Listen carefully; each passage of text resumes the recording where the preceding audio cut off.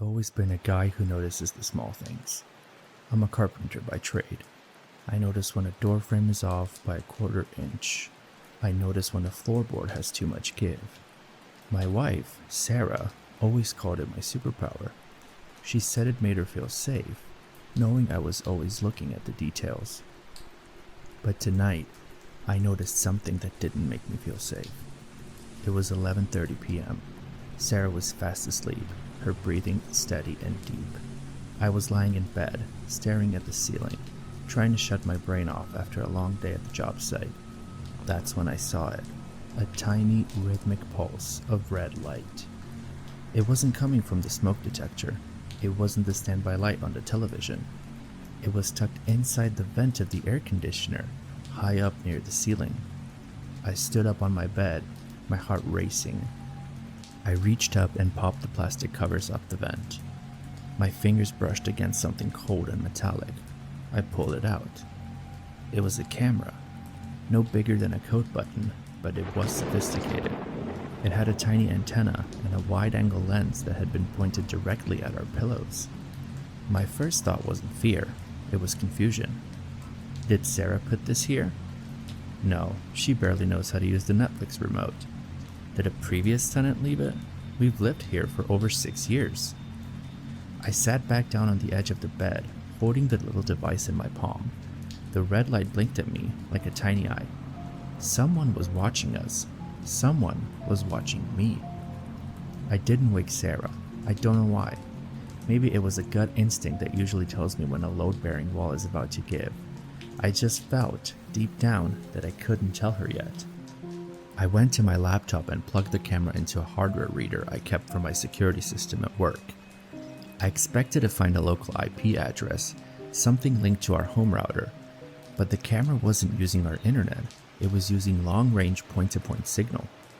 I traced the signal. It didn't go to a server in another country. It didn't go to a cloud drive. It went 40 feet across the street, straight to the house owned by Jim Miller. Jim has been my best friend in this neighborhood for a decade. We've grilled steaks together every July 4th.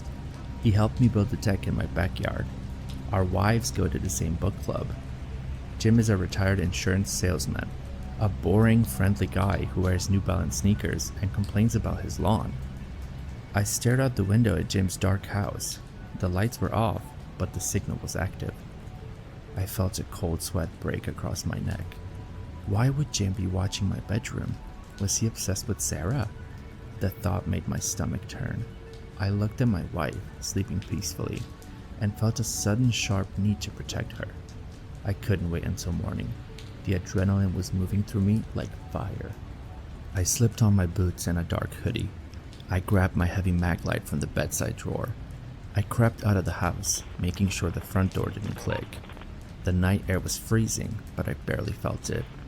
I crossed the street, staying in the shadows in the oak trees. Jim's house looked different tonight. It didn't look like the home of a friend. It looked like a fortress.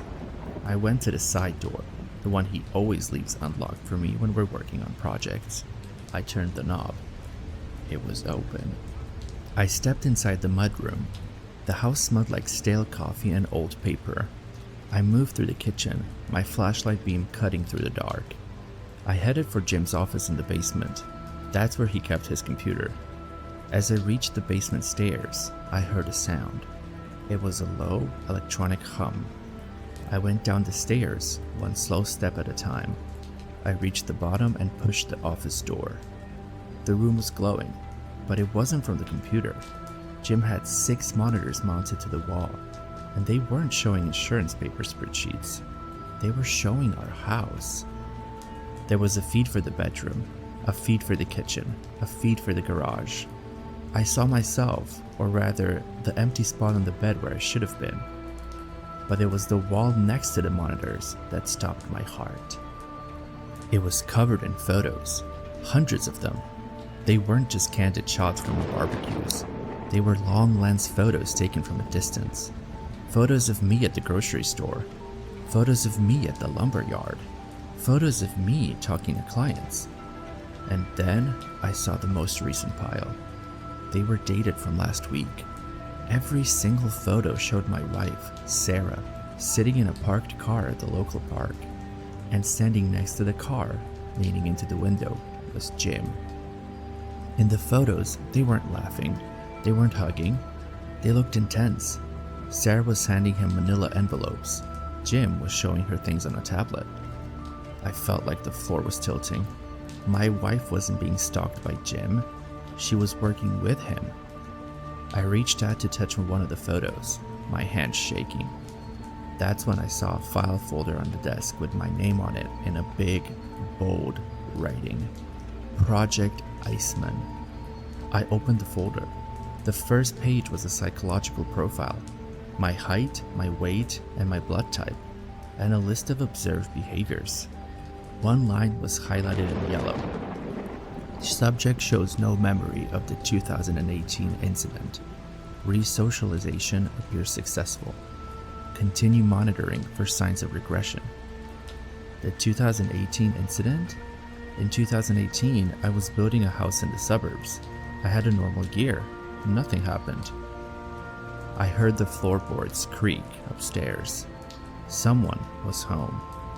I turned off my flashlight, my heart hammering against my teeth. I stood there in the blue light of the monitors, looking at the photos of my wife and my best friend conspiring against me. Then, the monitors all flickered at once. The feed from my bedroom changed. On the screen, I saw Sarah. She wasn't asleep anymore. She was sitting up in bed, looking directly into the hidden camera I had left on the nightstand. She wasn't scared. She looked bored. She picked up her phone and dialed a number. A second later, the phone on Jim's desk, just inches from my hand, started to vibrate. The ID caller simply said, "The handler." I didn't breathe. I didn't move. I watched the phone dance on the desk. And then, a voice came from the top of the basement stairs. It wasn't Jim's voice. It was a voice I didn't recognize. Cold, clinical, and dangerous. "He's not in the bed, Jim. He found the bug. Check the basement." I looked at the stairs. I looked at the vibrating phone. My brain was screaming at me to run, but where? There was only one way out of this basement, and the cold voice was standing right at the top of it. I ducked behind Jim's massive mahogany desk just as the heavy footsteps started coming down the wooden stairs. Thump, thump, thump. They weren't hurried. They were confident. "He's down here," the voice said again. It was a man, but it wasn't Jim. I can smell the cold air he brought in with him. I pressed my back against the underside of the desk, pulling my knees to my chest. I felt like a child playing hide and seek. Except the prize for being found felt a lot like a shallow grave. I looked at the monitors again from my cramped position. On the bedroom feed, Sarah was getting out of bed. She wasn't wearing her pajamas anymore. She was putting on a tactical-looking windbreaker and lacing up boots. She looked like a stranger. My wife of 6 years was gone, replaced by a soldier. The footsteps reached the bottom of the stairs. A pair of polished black dress shoes entered my field of vision. Not Jim's New Balance sneakers. These were expensive. Professional. The man walked over to the desk. He was so close I could hear the fabric of his trousers rustle. He reached down and picked up the vibrating phone. "Yeah," the man said into the phone. "I'm in the office. He's here somewhere. Probably under the desk or in the storage closet." He paused, listening. "No, Sarah, don't come over yet. Keep the perimeter secure. If he bolts, he'll head for the woods behind the garage." Sarah. He was talking to Sarah like she was his employee. My mind was spinning. Resocialization. Project Iceman. The 2018 incident. I tried to think back to 2018. I remembered the heat that summer. I remembered working on a roofing job in the city. But then, there was a gap. A blurry 3-month window where I remember being in a hospital.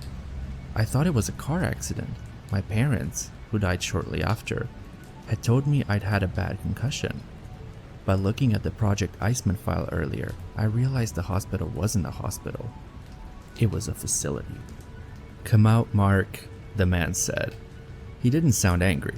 He sounded like a teacher talking to a student who had broken a rule. "You're making this more difficult than it needs to be. You're starting to glitch. We knew this might happen around the 6-year mark." Glitch? I wasn't a machine. I was a man. I felt the sweat stinging my eyes. I felt the ache in my joints. I looked around the dark floor near my feet. I found a heavy glass paperweight on the bottom shelf of the desk. I gripped it. It was heavy. It was a weapon.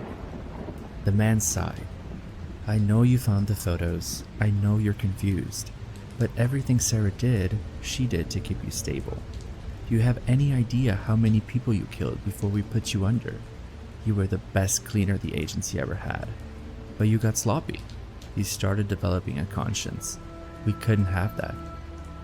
Cleaner. The word hit me like a physical blow. I thought I was a carpenter. I thought I built houses. But a cleaner in this world meant someone who made bodies disappear. "We gave you a life, Mark," the man continued, his shoes inching closer to the side of the desk. "A beautiful wife, a quiet house, a boring job. We suppressed the memories. We gave you a new soul, and all you had to do was stay in the box." I realized then that Jim wasn't my best friend. He was my warden. Sarah wasn't my wife. She was my handler. My entire life, the last 6 years of birthdays, anniversaries, and morning coffees, was a simulation. A scripted play designed to keep a monster from waking up. "But the red light," the man said, standing right over me now. "You just had to notice the red light. You're too good at your job, Mark, even when you don't know what your job is." He started to lean over the desk. I didn't wait. I lunged. I swung the glass paperweight with every bit of strength I had. I caught him right in the side of the knee. I heard a satisfying crack. And then the man screamed, falling towards the monitors. I scrambled out from under the desk. He was a tall man in a gray suit, clutching his leg. He reached into his jacket, probably for a gun, but I was faster. I didn't think, I just acted. My body seemed to move on its own, with a speed and precision I didn't know I possessed. I grabbed his wrist, twisted it until I heard another pop, and kicked the weapon across the floor. I stood over him, breathing hard. My hands weren't shaking anymore. They were steady, cold. "Where's Jim?" I asked. My voice sounded deeper, different. The man laughed through the pain. "Jim is at the safe house, prepping the reset. They're gonna wipe you again, Mark, and they're going to retire you. And Sarah's the one who's going to pull the trigger. She's already waiting for you." I looked at the monitors. Sarah was standing in her front yard now. She was holding a radio to her ear, looking towards Jim's house. She looked beautiful. She looked like the woman I loved, and she was holding a suppressed pistol at her side. "Who am I?" I whispered. "You're the Iceman," the man spat, "and you're about to find out exactly why we chose that name." I didn't kill him. Part of the carpenter me still held the lead. I grabbed the file labeled Project Iceman and the man's phone. I ran for the back exit of the basement. A small coal chute I'd helped Jim reinforce 2 years ago. I knew the dimensions. I knew exactly how to pop the latch from the inside. I squeezed through the narrow opening and tumbled out into the wet grass of the backyard. The moon was behind a cloud. I looked toward my house. I saw Sarah's silhouette. She started to move toward the street, toward me. I didn't head for the car. I didn't head for the front. I headed for the woods. As I ran into the trees, the man's phone in my hand vibrated. A text message appeared on the screen. It was from Sarah. "I know you're in the woods, Mark. I can see your heat signature. Don't make me do this. Just come back to the house. We can fix this. We can go back to how it was." I stopped behind a thick oak tree. I looked at the phone. I looked at the house where I had spent 6 years being a good man. I realized I didn't want to be fixed. And I realized that if Sarah was my handler, she knew everything about me. Except for one thing. I had started remembering the 2018 incident 5 minutes ago, and I remembered exactly where I hid my real tools. The ones made of steel. The ones that were not for building houses. I stayed low in the brush, moving through the tree line with a silence that should have terrified me. A week ago, I would have been tripping over roots and cursing the dark. Now, my feet stood on the solid ground automatically. My eyes adjusted to the shadows. I wasn't a carpenter lost in the woods anymore. I was a predator back in his natural habitat. I reached the old stone well at the edge of the property line. It was an eyesore, a remnant of a farm that had stood there 100 years. I told Sarah I was going to fill it in last summer. I'd even bought the bags of concrete, but I hadn't filled it in. Subconsciously, maybe the old me knew I needed it. I reached behind a loose stone near the base and pulled out a heavy, waterproof pelican case. I didn't remember putting it there, but my hands knew the combination to the lock. 0612, June 12th, our anniversary. They had used my own life as a code. The latches clicked open. Inside, nestled in custom foam, was a sleek, black handgun and 3 spare magazines. There was also a thick stack of cash, mostly hundreds, and a passport with my face on it, but the name read Arthur Vance. I felt a surge of nausea. Every memory of Mark felt like a cheap coat that didn't fit anymore. The man who liked grilled steaks and Sunday football was a ghost. I looked at the gun. It felt more like a part of my body than the hammer I'd used for the last 6 years. My phone, the one I'd taken from the man in the basement, buzzed again. "Mark, stop." Sarah's voice came through the speaker. She must have activated the remote intercom on this device. "I know you found the case. I know you're at the well. If you pick up that weapon, the protocol changes. You won't be a reset anymore. You'll be a termination." I didn't answer. I checked the chamber of the gun. 1 round was already seated, ready. "We loved each other, Mark," she said, her voice wavering just a fraction. Was it a lie? Was that part of her training, or was there a human being left under that tactical jacket? "Think about the trip to the lake. Think about the house we were going to buy. We can still have that. They can wipe tonight from your head. You'll wake up tomorrow and we'll have breakfast. It'll just be Tuesday." I finally spoke. My voice was a rasp. "Is Sarah even your real name?" There was a long silence on the other end. "It's the name I chose for you," she whispered. I cut the call. I didn't want to hear any more of the script. I didn't head deeper into the woods to run. I circled back. If they thought it was a glitch, I was going to show them exactly how broken the machine was. I moved back toward the garage.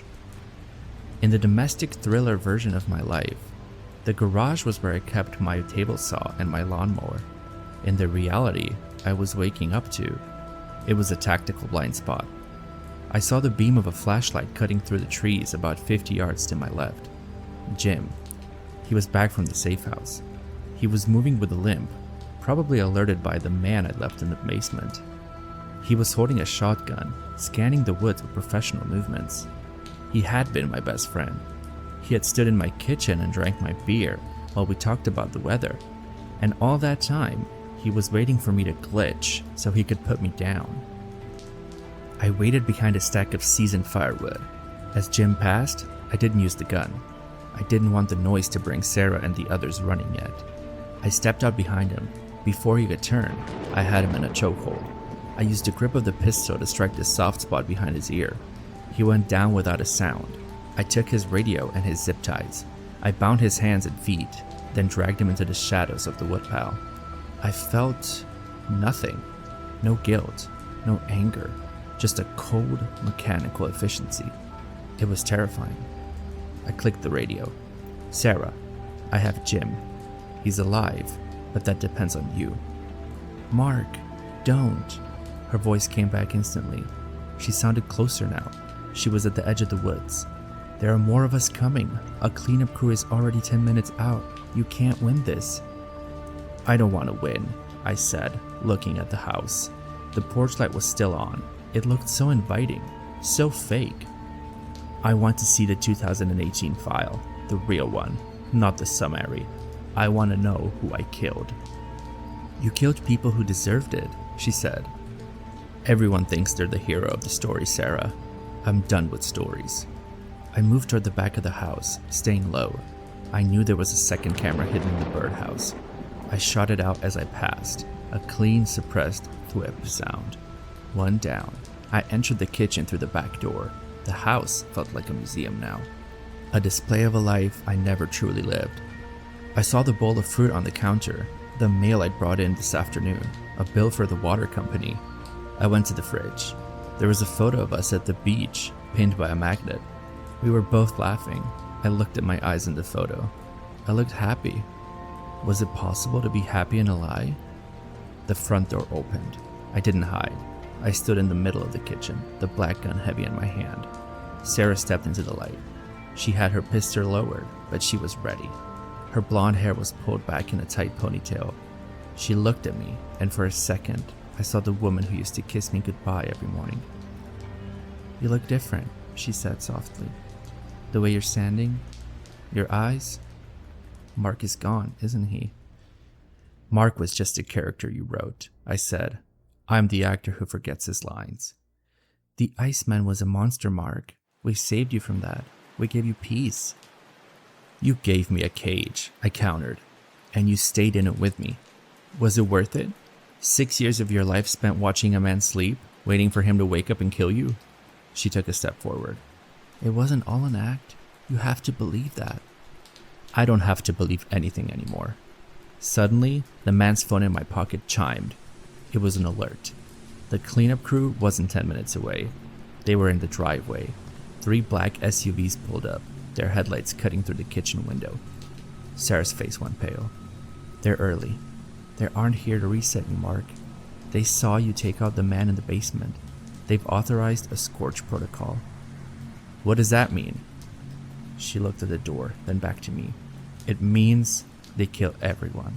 You, Jim, the man in the basement, and me.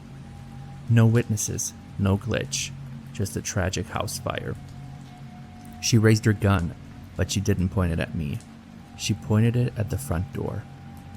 "If we want to live through the next 10 minutes, she said, her voice turning back into the soldier I'd seen on the monitor, "the Iceman needs to come out, all the way out." I looked at the SUVs. I looked at my wife, my handler, my enemy, my only ally. I checked my magazine one last time. "He's out," I said. The first flashbang grenade shattered the kitchen window, filling the room with a blinding white light and a roar that felt like a physical punch to the chest. A week ago, I would have curled into a ball on the linoleum, crying and confused. But the Iceman didn't flinch. My eyes narrowed. I had already predicted the entry point. "Get down!" Sarah screamed, diving behind the granite kitchen island. 2 men in tactical gear swarmed through the back door. They weren't police. They didn't have badges. They were wearing sterile gray uniforms with no markings, the kind of men who didn't exist in official records. I fired twice. The first man dropped before his boots even hit the floor. The second turned his weapon toward me, but I was already moving. I rolled behind the heavy oak dining table I'd built by hand last spring. I felt the vibration of his bullets splintering the wood. I used to love this table, I thought. Now it's just cover.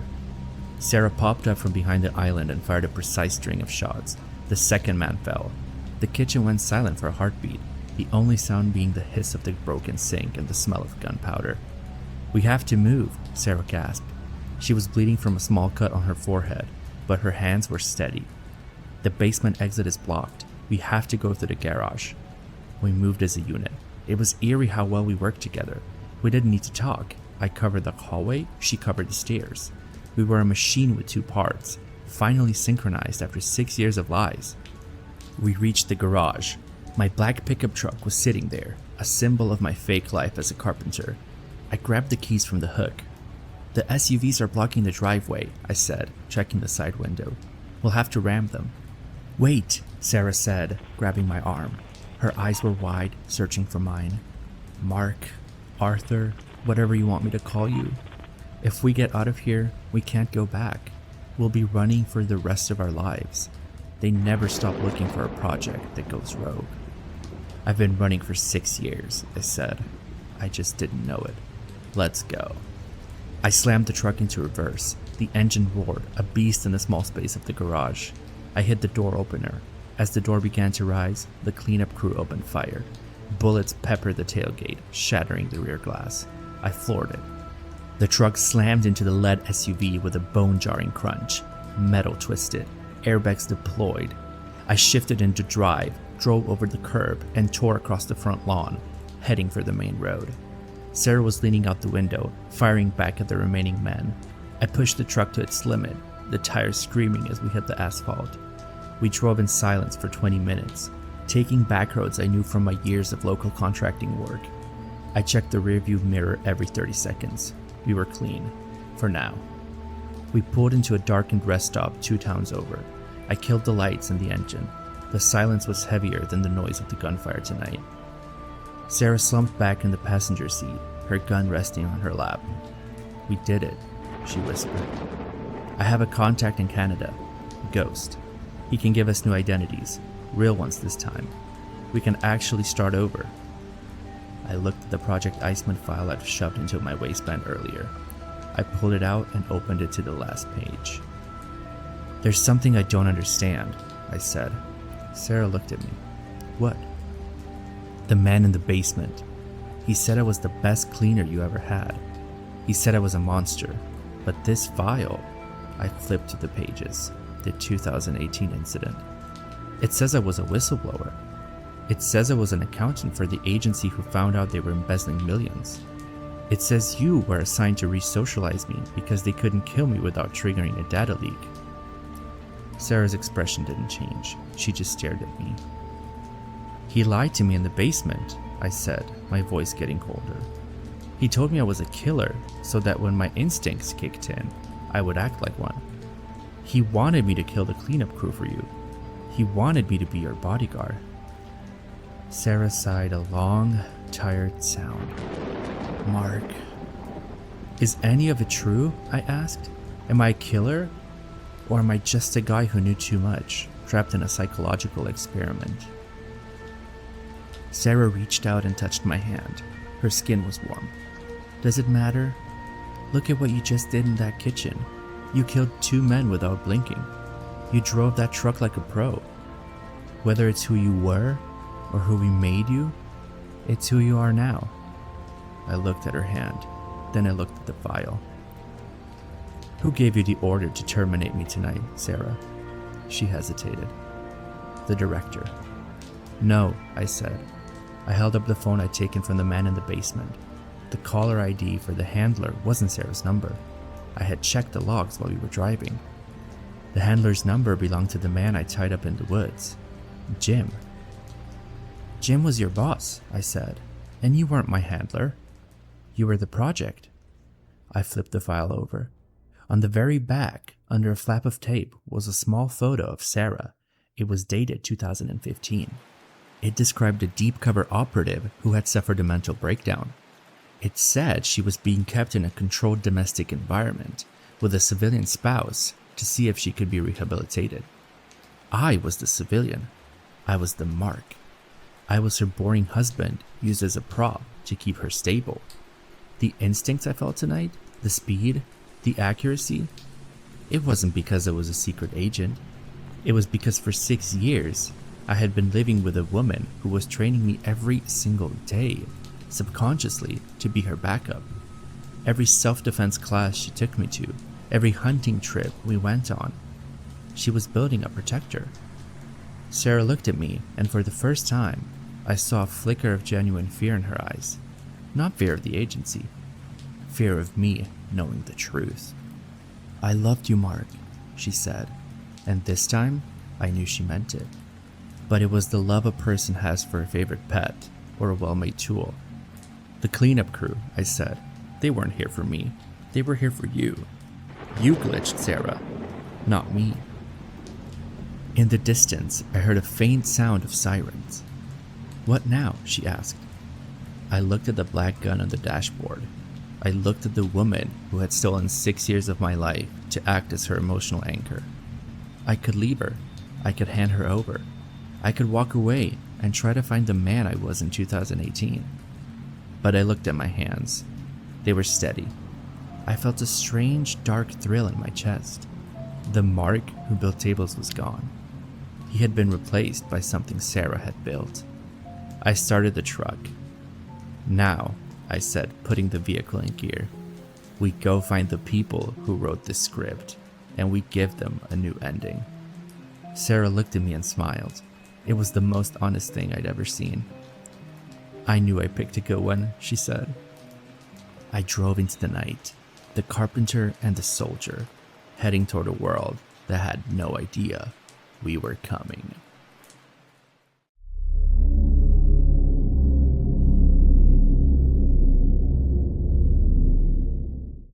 The silence in our house wasn't the peaceful kind.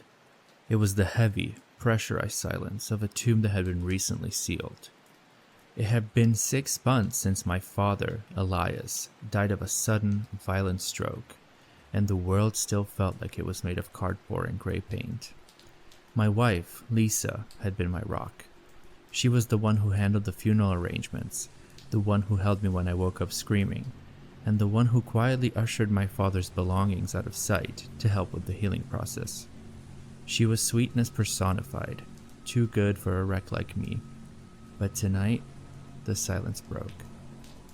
I was in the basement at 11:42 p.m., hunched over the HVAC system. The house was settling into its bones with a series of groans and pops. Lisa was asleep upstairs, exhausted from her shift at the clinic. As I reached through a recessed gap in the floorboard to check a rattling filter, my fingers brushed against something that didn't belong there.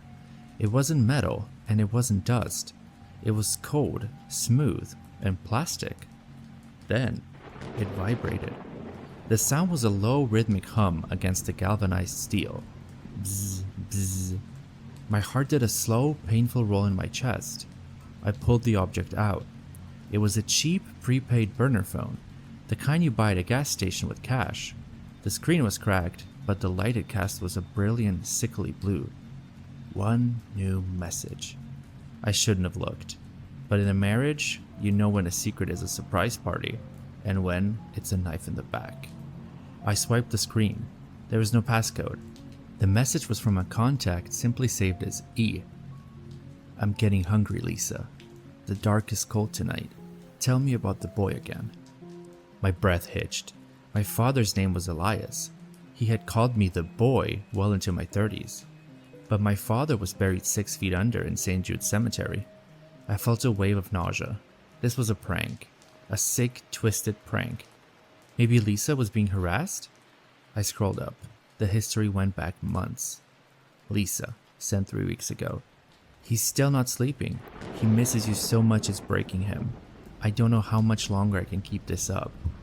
E. You're doing great, sweetheart. Just keep him steady. He was always soft, like his mother. I need to feel closer, Lisa. The veil is thin tonight. Lisa. I left the window unlatched in the study. I love you. I leaned against the cold concrete wall, the burner phone trembling in my hand. I love you?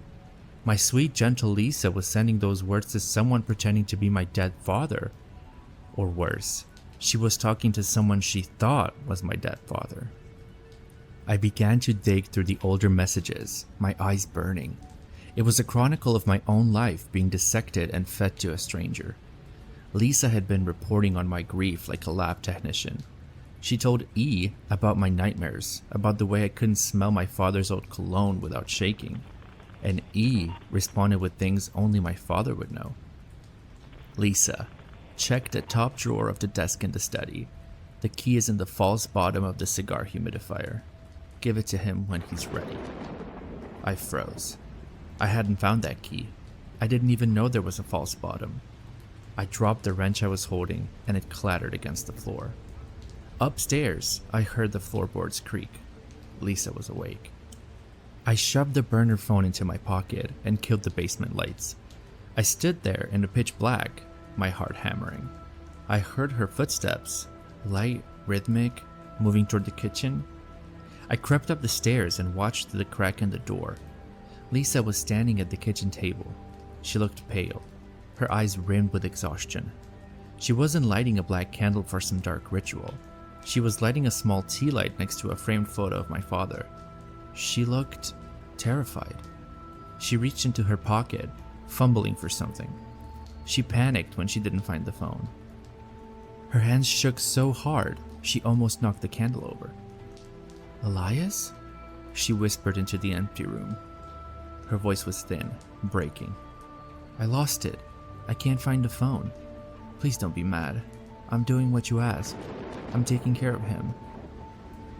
So she wasn't a co-conspirator. She was a puppet.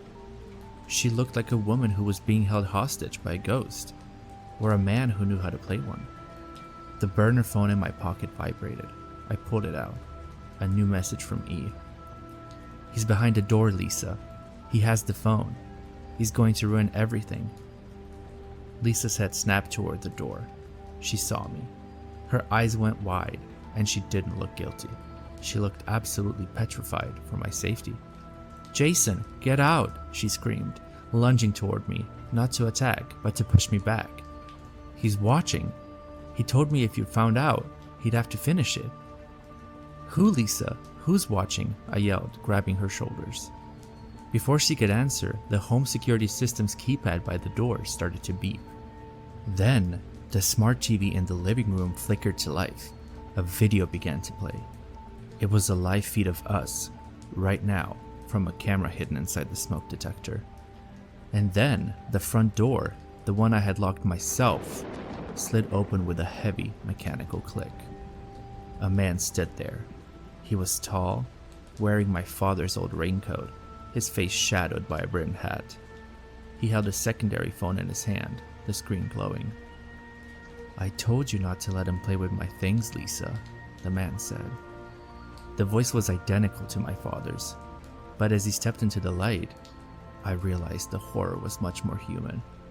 It was my father's brother, Uncle Arthur, the man who had supposedly died in a car fire 20 years ago, the man who had been my father's business partner, and the man who I now realized looked enough like my father to be a twin. "Arthur?" I whispered. He smiled, and it was the coldest thing I'd ever seen. "Your father had a lot of secrets, Jason, and a lot of life insurance. Lisa was just helping me collect. Weren't you, sweetheart?" Lisa collapsed into my arms, sobbing. "He said he'd kill you, Jason. He said if I didn't help him find the account codes in the journals, he'd make it look like you killed your father." And then, the burner phone in my hand vibrated one last time. "E, family is forever, boy. Put down the phone, and let's discuss the inheritance." The air in the kitchen felt like it had been sucked out by a vacuum. I held Lisa tightly as she shook in my arms, her tears soaking through my shirt. My mind was spinning, trying to reconcile the image of the kindly Uncle Arthur, the man I'd mourned as a child, with the predatory figure standing in our doorway. Arthur didn't look like a ghost. He looked like a man who had spent 20 years in the shadows, growing hard and bitter. He stepped into the kitchen, the floorboards groaning under his weight, and calmly closed the door behind him. He didn't just lock it. He engaged the deadbolt and the security chain with a slow, deliberate click. "You look like you've seen a spirit, Jason," Arthur said, his voice carrying that same rasping resonance that had haunted the burner phone. He tossed his own phone onto the table next to my father's journals. "But as you can see, I'm quite substantial." "You were dead," I managed to choke out. "The car accident in '06. They found the remains. They found your watch." Arthur let out a dry, hacking laugh. "They found a body, and they found my watch on its wrist. Your father was always the good one, the one with the stable life and the pretty wife, but he was also the one with the gambling debts. He needed a way out, and I needed to disappear. We made a trade. I gave him my death, and he gave me a monthly stipend to stay in the dark and manage the less legal sides of his investments." He walked toward the counter, picking up the kitchen knife Lisa had been holding earlier. He examined the edge with a terrifying casualness. "But then, Elias got greedy," Arthur continued, his eyes snapping to mine. "He stopped paying. He thought he could bury me for real this time. He thought he could enjoy the inheritance from your mother all by himself." Lisa let out a strangled sob. "Jason, I didn't know. He contacted me 3 months ago. He sent me videos of you from inside the house. He told me he was your father, that he had faked his death to protect us from dangerous people. He said if I didn't help him find the access code to the offshore accounts, those people would come for you. He made me use that phone. He said he was watching every room. My blood ran cold. The E on the phone hadn't been a ghost. It had been a blackmailer using our own smart home system against us.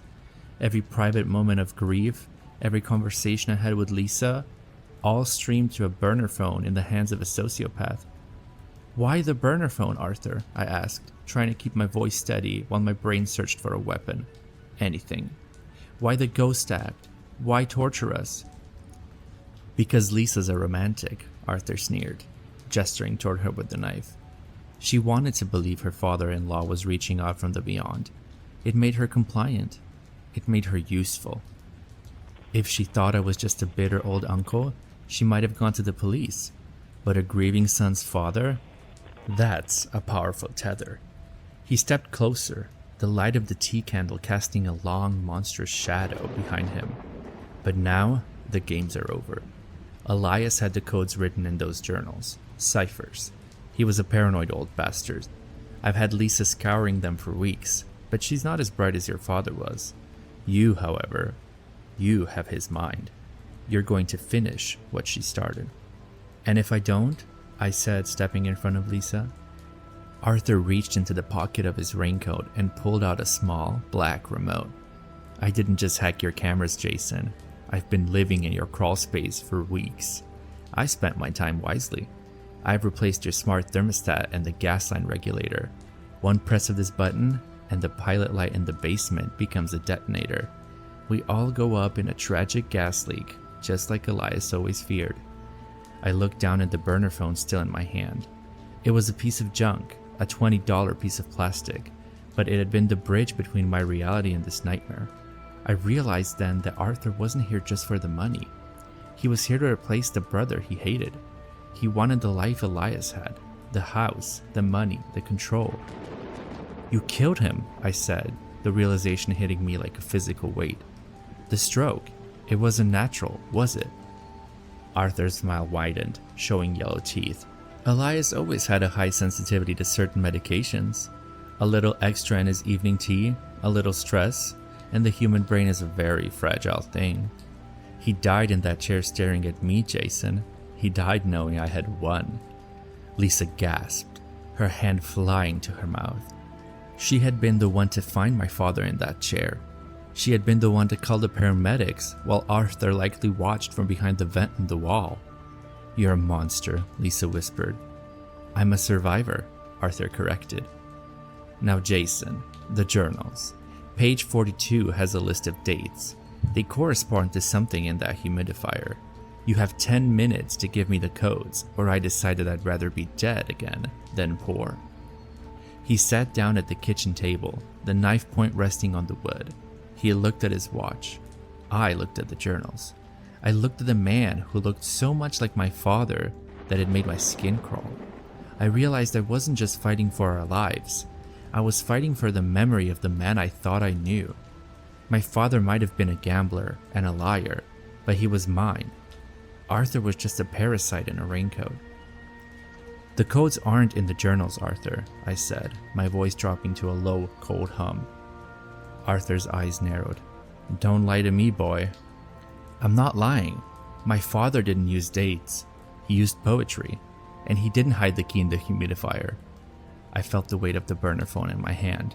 I knew the layout of this house better than he did. I knew where the dead zones were. I knew where the old manual overrides for the security system were, the ones that didn't run through the smart grid he'd hacked. I gripped Lisa's hand and squeezed it twice. Our code for get ready to run. The key's in the basement, I lied, my heart hammering. Under the HVAC, right where I found this phone. Arthur stood up, the knife glinting. Then lead the way, Jason. But remember, my finger is on the trigger. The descent into the basement felt like walking into the throat of a beast. I could hear Arthur's heavy, rhythmic breathing behind me, the sound of a predator who had believed he had already won. Lisa followed close to him, her face the mask of terror, her eyes darting toward me every few seconds. I needed her to be ready. Keep your hands where I can see them, Arthur rasped. The knife was tucked into the sleeve of his coat, but the remote, the trigger for the gas line, was clutched tightly in his left hand. The basement was a labyrinth of shadows and exposed pipes. I led him past the water heater, past the stacks of old moving boxes, toward the far corner where the main HVAC unit sat like a hulking iron heart. This was the one place in the house where the Wi-Fi signal was a joke. The thick concrete foundation and the lead shielding from the old furnace blocked almost every frequency. If his remote relied on the house smart hub, it would be useless here. Under the main duct, I said, pointing to the dark gap where I'd found the phone. There's a loose brick in the foundation. He kept the lockbox there. Arthur sneered, his greed overriding his caution. He stepped forward, shoving me aside with his shoulder. He knelt down, the light from the single overhead bulb casting his shadow across the floor. Finally, he muttered, reaching into the gap. "Now, Lisa," I yelled. I didn't go for Arthur. I went for the main power lever on the wall. I slammed it down. The basement was instantly plunged into a total, suffocating darkness. Arthur roared, a sound of pure animalistic rage. I heard the frantic click, click, click of the remote. "It's not working," I shouted into the blackness. "The signal is dead down here, Arthur. You're not in the grid anymore." I heard him scrambling, the sound of his boots skidding on the concrete. I moved by memory. This was my house. I knew exactly where the low-hanging pipes were, where the floor dipped, where the heavy metal shelving stood. I grabbed a heavy pipe wrench from the workbench and stayed low. "Jason!" Lisa's voice was a frantic whisper from the near stairs. "Get up the stairs, Lisa. Lock the door." "I'm not leaving you." A beam of light cut through the dark. Arthur had pulled out his own phone, using the flashlight to scan the room. The light danced wildly across the walls. When it hit me, I saw his face. It wasn't the face of my father. It was a distorted mask of hate. "You think you're clever, boy?" Arthur hissed. He lunged at me, the knife held low. I swung the wrench. It caught him in the ribs with a sickening crack. He gasped, the phone flying from his hand and clattering across the floor, the light spinning until it came to rest, pointing toward the ceiling. He fell to one knee, wheezing, but he still had the remote. He held it up, his thumb shaking over the button. "I'll run back to the stairs. I'll get the signal back and blow this whole block to hell." He tried to stand, but Lisa appeared out of the shadows behind him. She didn't have a wrench. She had a heavy glass jar, the one from the kitchen, the one he'd used to store his trophies from the humidifier. She brought it down on the back of his head with everything she had. The glass shattered. Arthur slumped forward, his forehead hitting the concrete with a dull thud. The remote rolled out of his hand. I lunged for it, kicking it far across the floor. I didn't stop. I grabbed Arthur's wrists and pulled his own zip ties from his raincoat pocket, the ones he'd clearly intended for us. I cinched him tight around his wrists and ankles until the plastic bit into his skin. The silence returned, but this time it was different. It wasn't the silence of a tomb. It was the silence of a house that had finally been purged.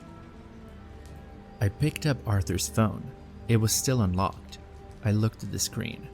There were no ghosts, no Elias from beyond the grave. Just a folder of surveillance apps and a series of saved voice clips, digital reconstructions of my father's voice, cobbled together from old home movies and voicemails. It was a masterpiece of domestic terrorism.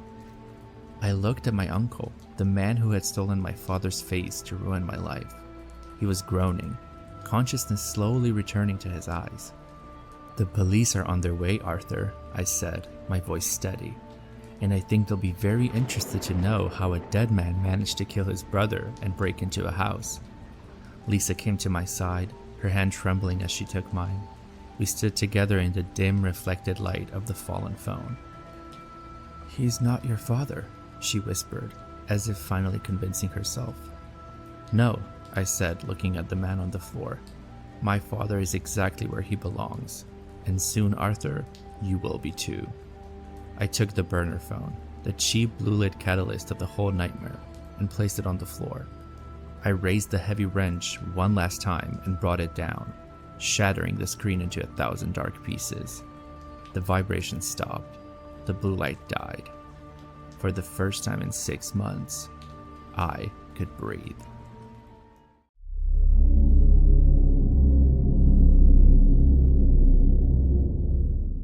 I've made a career out of being a ghost. That's the simplest way to describe professional house sitting at this level. I don't stay in suburban split levels while families go to Disney World. I stay in glass and steel fortresses in the hills, or sprawling estates with heated driveways. My job is to make sure the pipes don't freeze, the humidity stays at 40% for the oil paintings, and, most importantly, that the house looks lived in to any prying eyes. Rich people have a lot of enemies, and a dark house is an invitation. So, I'm the light. I move from room to room. I use the gym. I cook expensive steaks on Viking ranges. I live a billionaire's life on a middle-class salary, provided I follow the rules. And every owner has rules. Don't touch the wine cellar. Don't let the cat out. The third-floor balcony is structurally unsound. I never care. I'm a pro. I follow the list, I take my check, and I move to the next mansion. But the Thorne estate was different from the minute that I pulled up on the 3-mile gravel driveway. The house was a monstrosity of Victorian architecture and modern glass. It sat on a cliffside, overlooking a great churning lake. It looked like a museum for things that were dead.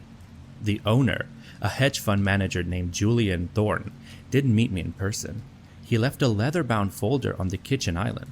No digital codes, no emails. Just paper.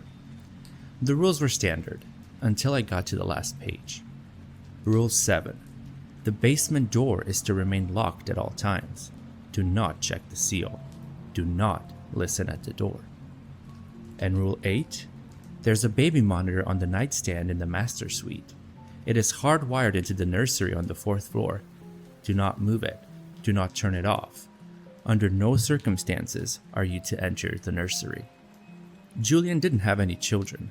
I'd done my research. He was a widower, his wife having passed away in a car accident 5 years ago. There was no baby. Rich people and their grief, I muttered, pouring myself a glass of expensive filtered water. I figured the nursery was a shrine, a room frozen in time that he couldn't bear to look at, but couldn't bear to let go of. I'd seen it before. The first 3 nights were easy. The house was silent, save for some wind whistling through the cliffside pines. I spent my time in the library, reading first editions and enjoying the silence. I stayed away from the basement, and I stayed away from the 4th floor. But the monitor, that was the problem. It was an old-school model, none of that high-def digital stuff. It was a grainy black and white screen with a constant hiss of white noise. It sat on my nightstand like a heavy square eye. For the first 2 nights, the screen showed nothing but a dark room with a crib in the corner. Empty. Static. On the 4th night, the temperature dropped. A storm was rolling in off the lake, shaking the heavy glass panes of the master bedroom. I was drifting off to sleep, the white noise of the monitor acting like a lullaby. Creak. I opened my eyes. The sound hadn't come from my room.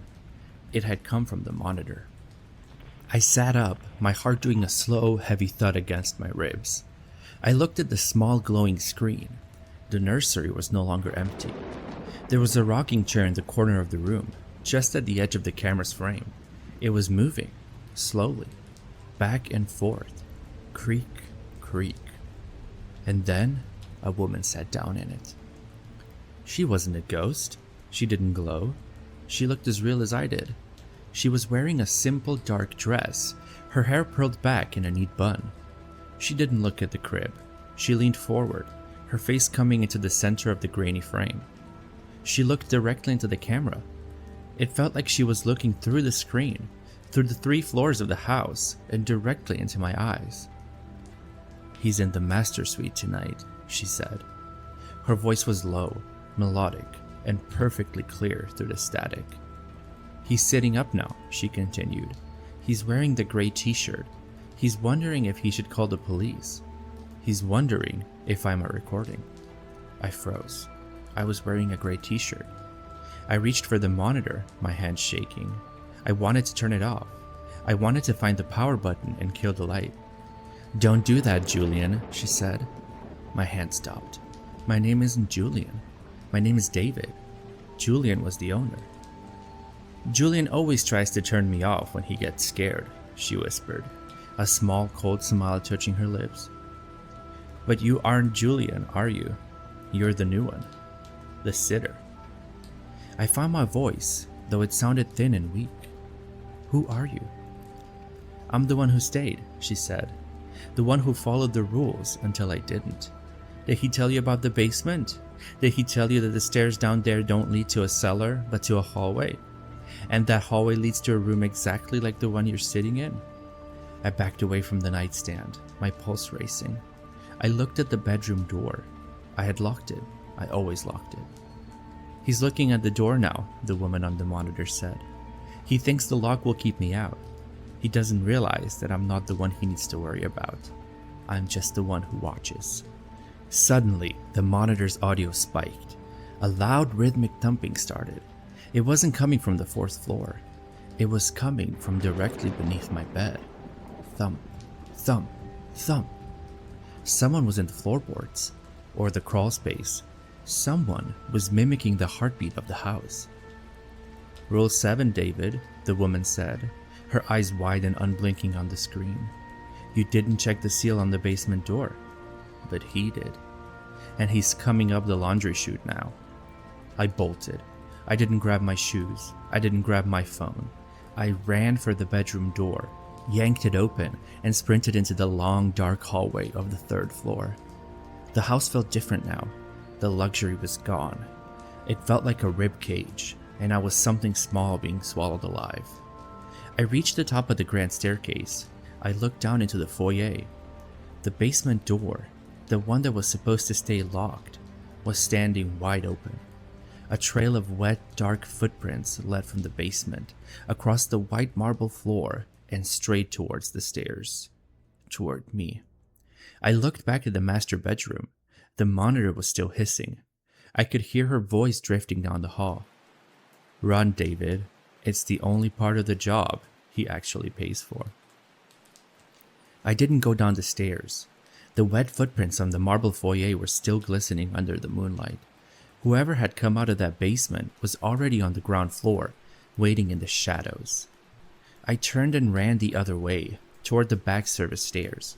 My bare feet made a slapping sound on the cold hardwood that felt like a death sentence in the silence. I reached the narrow door of the service staircase and slipped inside, pressing my back against the wall. My breathing was ragged. I reached into my pocket and realized with a jolt of ice in my veins that I'd left my phone on the nightstand. I was in a $20 million fortress with nowhere to call for help, and a woman on a monitor who knew my every move. Creak. The sound came from the hallway I'd just left. Then, a voice. It wasn't the woman. It was a man's voice, deep, gravelly, and sounding like it hadn't been used in years. David? I froze. He knew my name too. Julian said you were coming, the voice whispered. It sounded like it was right on the other side of the service door. He said the house was getting lonely. He said you were a pro, that you wouldn't ask questions. I didn't move. I didn't even breathe. I'm hungry, David. Julian hasn't been down to the basement in 3 days. He forgot about the seal. He forgot about the silent partner. I realized then that the rules were not just for me. They were instructions for a feeding schedule. Julian Thorne hadn't hired a housekeeper to protect his property. He had hired a distraction, or worse, a replacement. I looked up. The service stairs led 2 ways, down to the kitchen or up to the 4th floor, the nursery. The woman on the monitor had seemed like a threat, but she was the only one talking to me. The thing on the other side of the door sounded like a predator. I took the stairs 2 at a time, heading up. If I could get to the nursery, maybe I could find whatever transmitter she was using. Maybe there was a way out of the attic. I burst through the 4th floor landing. The air here was different. It didn't smell like lemon polish and expensive candles. It smelled like mothballs and old stagnant water. The nursery door was painted a pale, peeling blue. It was the only door on this level. I pushed it open. The room was exactly as it had appeared on the grainy monitor, but seeing it in person was worse. The rocking chair was still moving, swaying in the draft from a cracked window. But the chair was empty. I looked at the nightstand in the corner of the nursery. There was a second monitor there, the twin to the one in the master suite. It was pointed directly at the crib. I walked over to the crib, my heart hammering. I expected to see a doll, or maybe nothing at all. Instead, the crib was filled with notebooks, hundreds of them. I picked one up. The cover read, Sitter number 14, Observations. I flipped it open. It was a handwritten log in Julian Thorne's elegant cursive script. Day 1. Subject is compliant. He likes the library. He doesn't suspect the basement. Day 4. Subject is starting to hear the thumping. The partner is getting restless. I'll have to move the monitor tonight. Day 7. Transition complete. The partner is fed. Hiring sitter number 15 tomorrow. My skin crawled. I wasn't the first ghost in this house. I was the 15th. I told you not to come up here, David. I spun around. The woman from the monitor was standing in a doorway. In the dim light of the nursery, she looked even more real and more terrifying. She wasn't a ghost. She was thin, her skin pale as parchment, and her eyes were sunken into her skull. She held a heavy brass key in her hand. Julian Thorne doesn't have a wife, I whispered, the realization hitting me like a physical blow. He has a collection. I was sitter number 9, she said, her voice trembling. I found the notebooks too. I tried to run, but the partner, he's faster than he sounds. He likes to hunt. Julian watches us on the monitors like a movie. It's his only hobby. We have to get out of here, I said, reaching for her hand. The basement door is open. He's out. She looked at me with a pity that made my stomach turn. The basement door isn't the exit, David, she whispered. It's the entrance to the guest suite. And you're wrong about one thing. She pointed to the monitor in the nursery nightstand. The scene was flickering. It was showing the foyer. I saw Julian Thorne. He was sitting in a chair in the dark foyer, wearing a headset, a glass of scotch in his hand. He was watching a bank of screens. He looked bored, like a man watching a rerun of a show he'd seen too many times. And behind him, stepping out of the shadows of the open basement, was a massive, hunched figure covered in gray rags. The partner. The creature didn't attack Julian. It leaned over and whispered something in his ear. Julian nodded, pointing at the ceiling, directly toward us, and took a sip of his drink. Julian isn't the one in charge, the woman said, stepping back into the hallway and closing the nursery door. He's just the one who pays the bills. The partner is the one who chooses who stays. The lock clicked from the outside. Rule 8, David, her voice came through the wood. You entered the nursery. Now you're part of the archives. Below me, I heard the heavy, wet thumping start again. It wasn't in the floorboards anymore. It was on the stairs. The nursery door didn't just lock. It sealed. I could hear the heavy thud of a deadbolt that sounded like it belonged on a bank vault. I was trapped in a room full of journals, a rocking chair that wouldn't stop swaying, and the smell of old dust. The thumping on the stairs stopped right outside the door. I didn't scream. I didn't bang on the wood. I knew instinctively that noise was just seasoning to whatever was waiting on the other side. I stood in the center of the room, my eyes darting to the only other feature in the nursery, the window. It was a small reinforced pane overlooking the cliff. Below it, the lake roared. It was an 80-foot drop into jagged rocks and freezing water. It wasn't an exit. It was a choice. The monitor on the nightstand flickered. Julian Thorne was still on screen, but he had stood up. He walked toward the camera until his face filled the frame. He looked tired, not like a villain, but like a man who was exhausted by a chore he couldn't stop performing. I'm sorry, David, Julian's voice came through the monitor speaker. I really liked your resume. You were the most quiet sitter we've had in years. But Rule 8 is the only one that truly matters. Once you see the notebooks, the guest won't let you leave. He's very sensitive about his privacy. "Julian, open the door," I shouted, finally breaking the silence. "Whatever this is, whatever you're doing, you can stop it." "I can't," Julian whispered. "The partner was here when I bought the house. He's the reason the house was so cheap. He's the reason I'm still alive. He's a collector of stories. And you, David, have a very interesting story." The nursery door groaned. The wood began to bow inward, not from a shoulder hit, but from a slow, immense pressure. I looked at the notebooks. Sitter number 14. My life, my habits, my favorite books, all of that was being documented for the amusement of a thing that lived in the dark. Was my fate going to be the same as number 14? I realized then that the woman in the hallway, the one who locked the door, wasn't my enemy.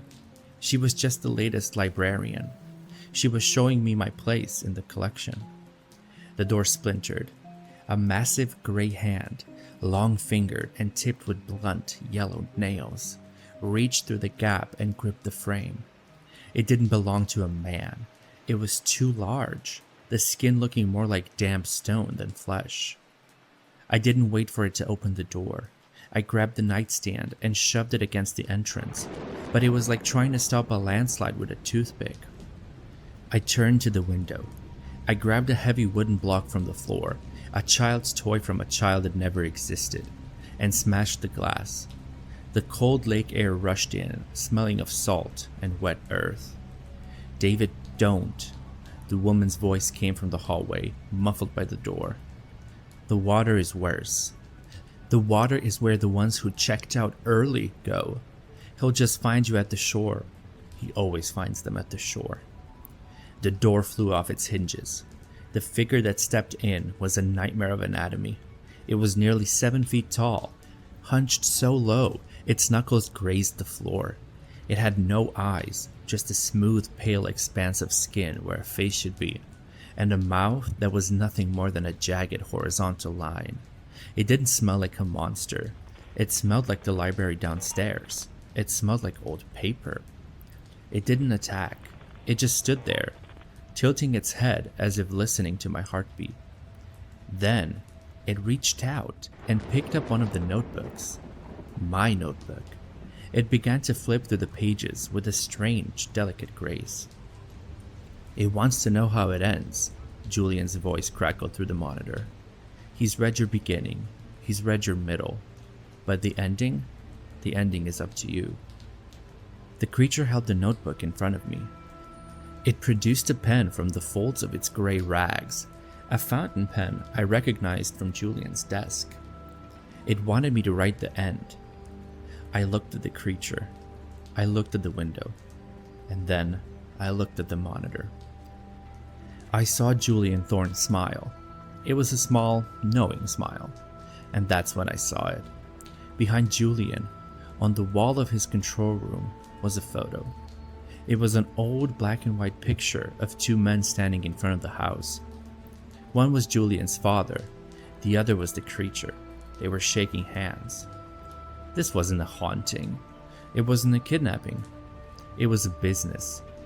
The Thorne family provided the narratives, and the partner provided the wealth. The sitters weren't food. We were content. I took the pen. My hand was shaking, but as I touched the nib to the paper, a strange calm washed over me. I realized I couldn't run. The gravel driveway, the 3-mile road, they were just parts of the set. I thought for a moment, and then I wrote a single sentence in the notebook. The creature leaned in, reading the words with its sensitive skin. It let out a low, vibrating hum of approval. It stepped aside, gesturing toward a rocking chair. I sat down. The woman who had locked me in stepped into the room. She wasn't afraid anymore. She looked at me with a weary sort of welcome. She picked up a second pen and a new blank notebook. "Sitter number 16 will be here on Monday," she said softly. "He's a younger man, a runner. He'll be fun to watch. I started to rock. Creak, creak. I looked into the lens of the baby monitor. I knew Julian was watching. I knew he was recording. I hope you like the ending, Julian, I whispered. The screen on my nightstand went black.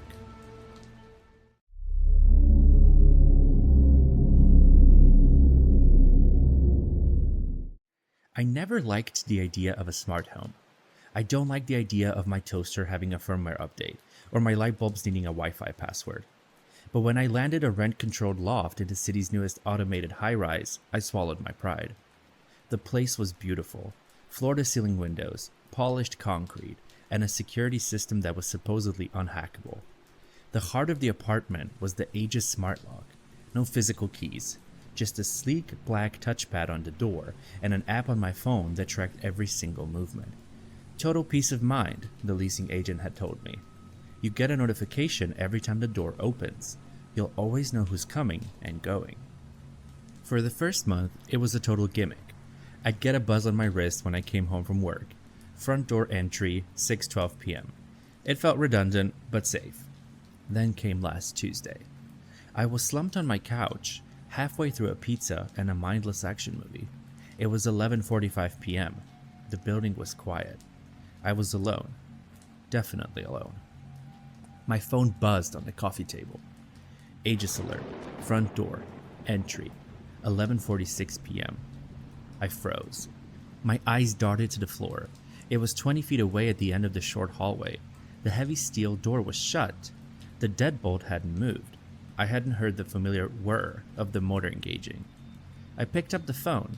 My hand was trembling. Maybe it was just a glitch? A delayed notification from when I came home earlier? I opened the log. 6:12 p.m. Entry. 11:46 p.m. Entry. I felt a cold drop of sweat slide down my spine. The app didn't say the door was open. It said I had entered. But I was already inside. I hadn't moved from the couch in 3 hours.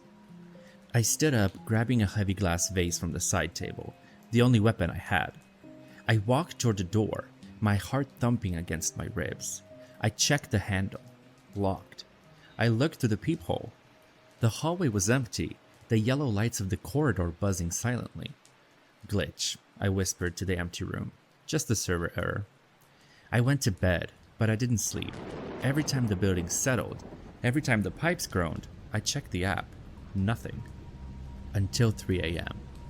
I was drifting off when my watch haptic buzzed against my wrist. A sharp, rhythmic vibration. Aegis alert. Front door entry. 3:01 a.m.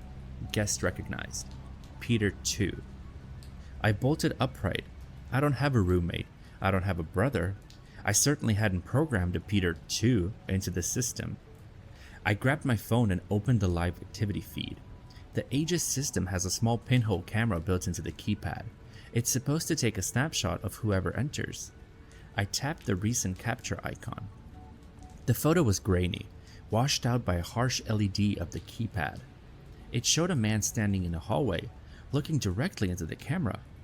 He was wearing my jacket, the green one with the coffee stain on the left cuff.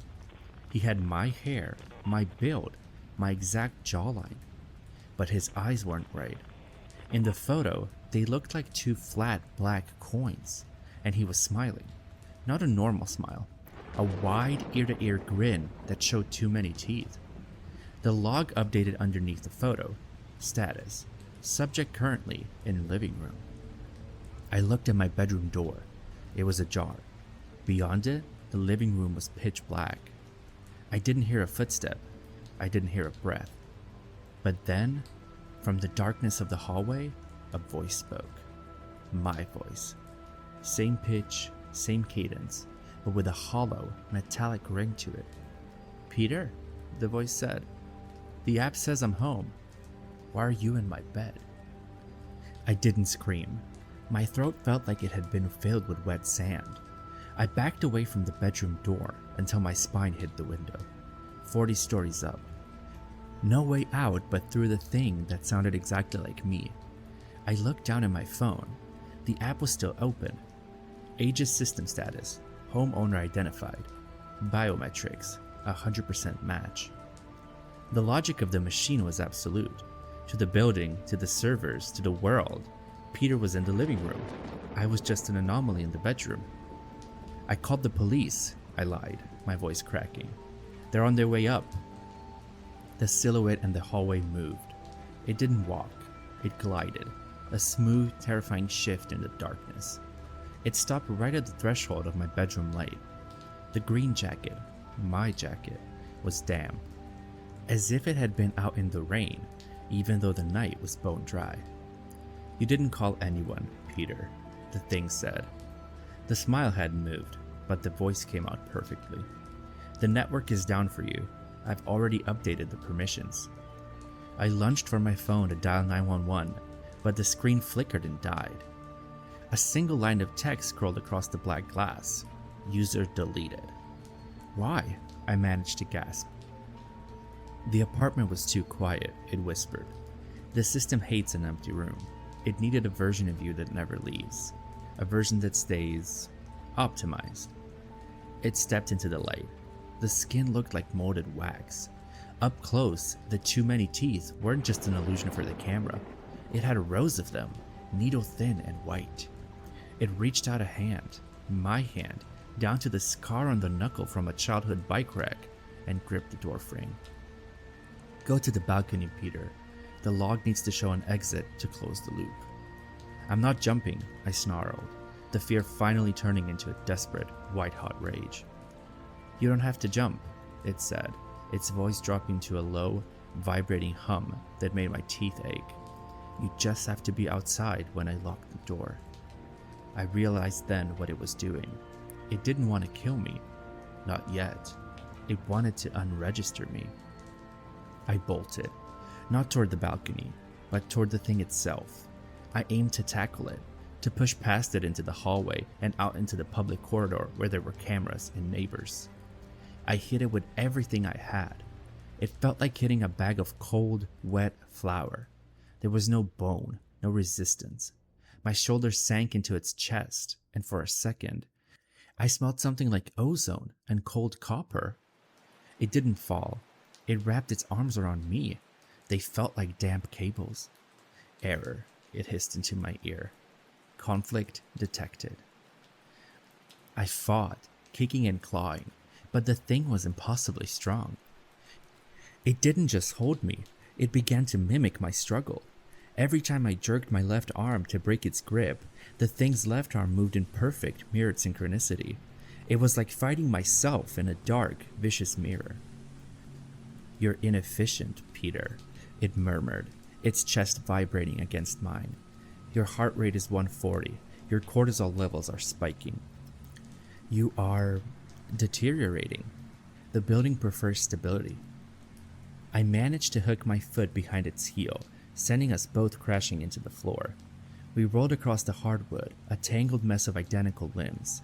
In the chaos, I grabbed my phone, the one that had just deleted me, and tried to smash it against the thing's face. But the thing caught my wrist. Its grip wasn't warm. It was the temperature of a computer cooling fan, slightly above room temperature, dry and mechanical. Don't break the hardware, it chided. It pinned me down, and for a split second, the apartment's overhead lights flashed bright red. The Aegis system was screaming. Not an audible alarm, but a digital one. My phone, lying inches from my face, began to scroll through a series of rapid-fire prompts. Unidentified movement detected. Initiating standardization protocol. Comparing biometric data. A thin green laser light swept out from the wall-mounted hub, scanning both of us as we wrestled on the floor. It felt like a line of ice passing over my skin. Only one can be the primary, the thing whispered, its face inches from mine. For the first time, I saw its skin ripple, trying to settle on my exact expression of terror. The system is choosing, it said. I looked at the phone. The progress bar was at 90%. I screamed, a raw, primal sound, and plunged my thumb onto the home button, trying to override it with my own print. But my hands were shaking, slick with sweat. The scanner flashed red. Retry. The thing didn't shake. It calmly reached out its own thumb, clean, dry, and perfectly steady. Green light. Match confirmed. Primary user, Peter. Secondary user, error. Purge required. The floor beneath us didn't move, but the atmosphere did. The smart vents in the ceiling suddenly reversed, sucking the air out of the room with a deafening roar, creating a vacuum that made my ears pop painfully. The loop is closing, Peter, it said, its voice now perfectly calm, lacking the metallic ring from before. It had finished the download. It was more me than I was. It shoved me toward the floor-to-ceiling glass door that led to the balcony. With a flick of its wrist, the smart lock clicked.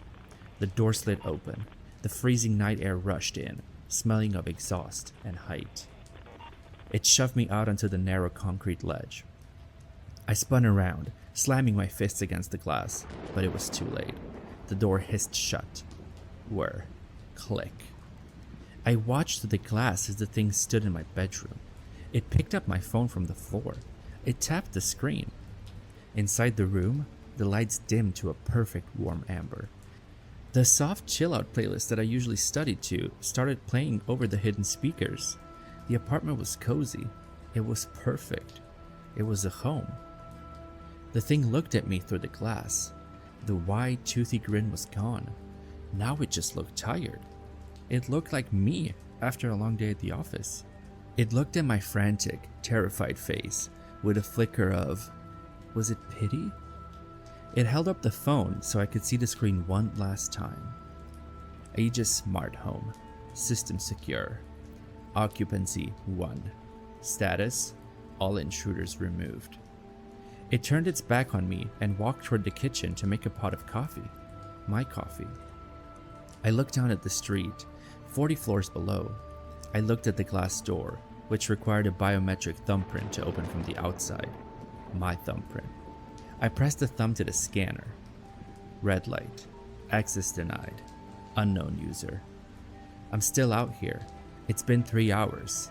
The sun is starting to come up over the city. I can see people in the building across the street waking up, getting ready for work. I've tried waving, screaming, banging on the glass. But the glass is soundproof, and when people look over, they don't see a man in distress. They see a high-end reflective window in a high-end building, and inside, they see me. They see me standing at the kitchen island, drinking from my favorite blue mug, looking out at the sunrise with a satisfied smile. The app was right. The building is perfectly safe. It just doesn't matter which me is keeping it that way.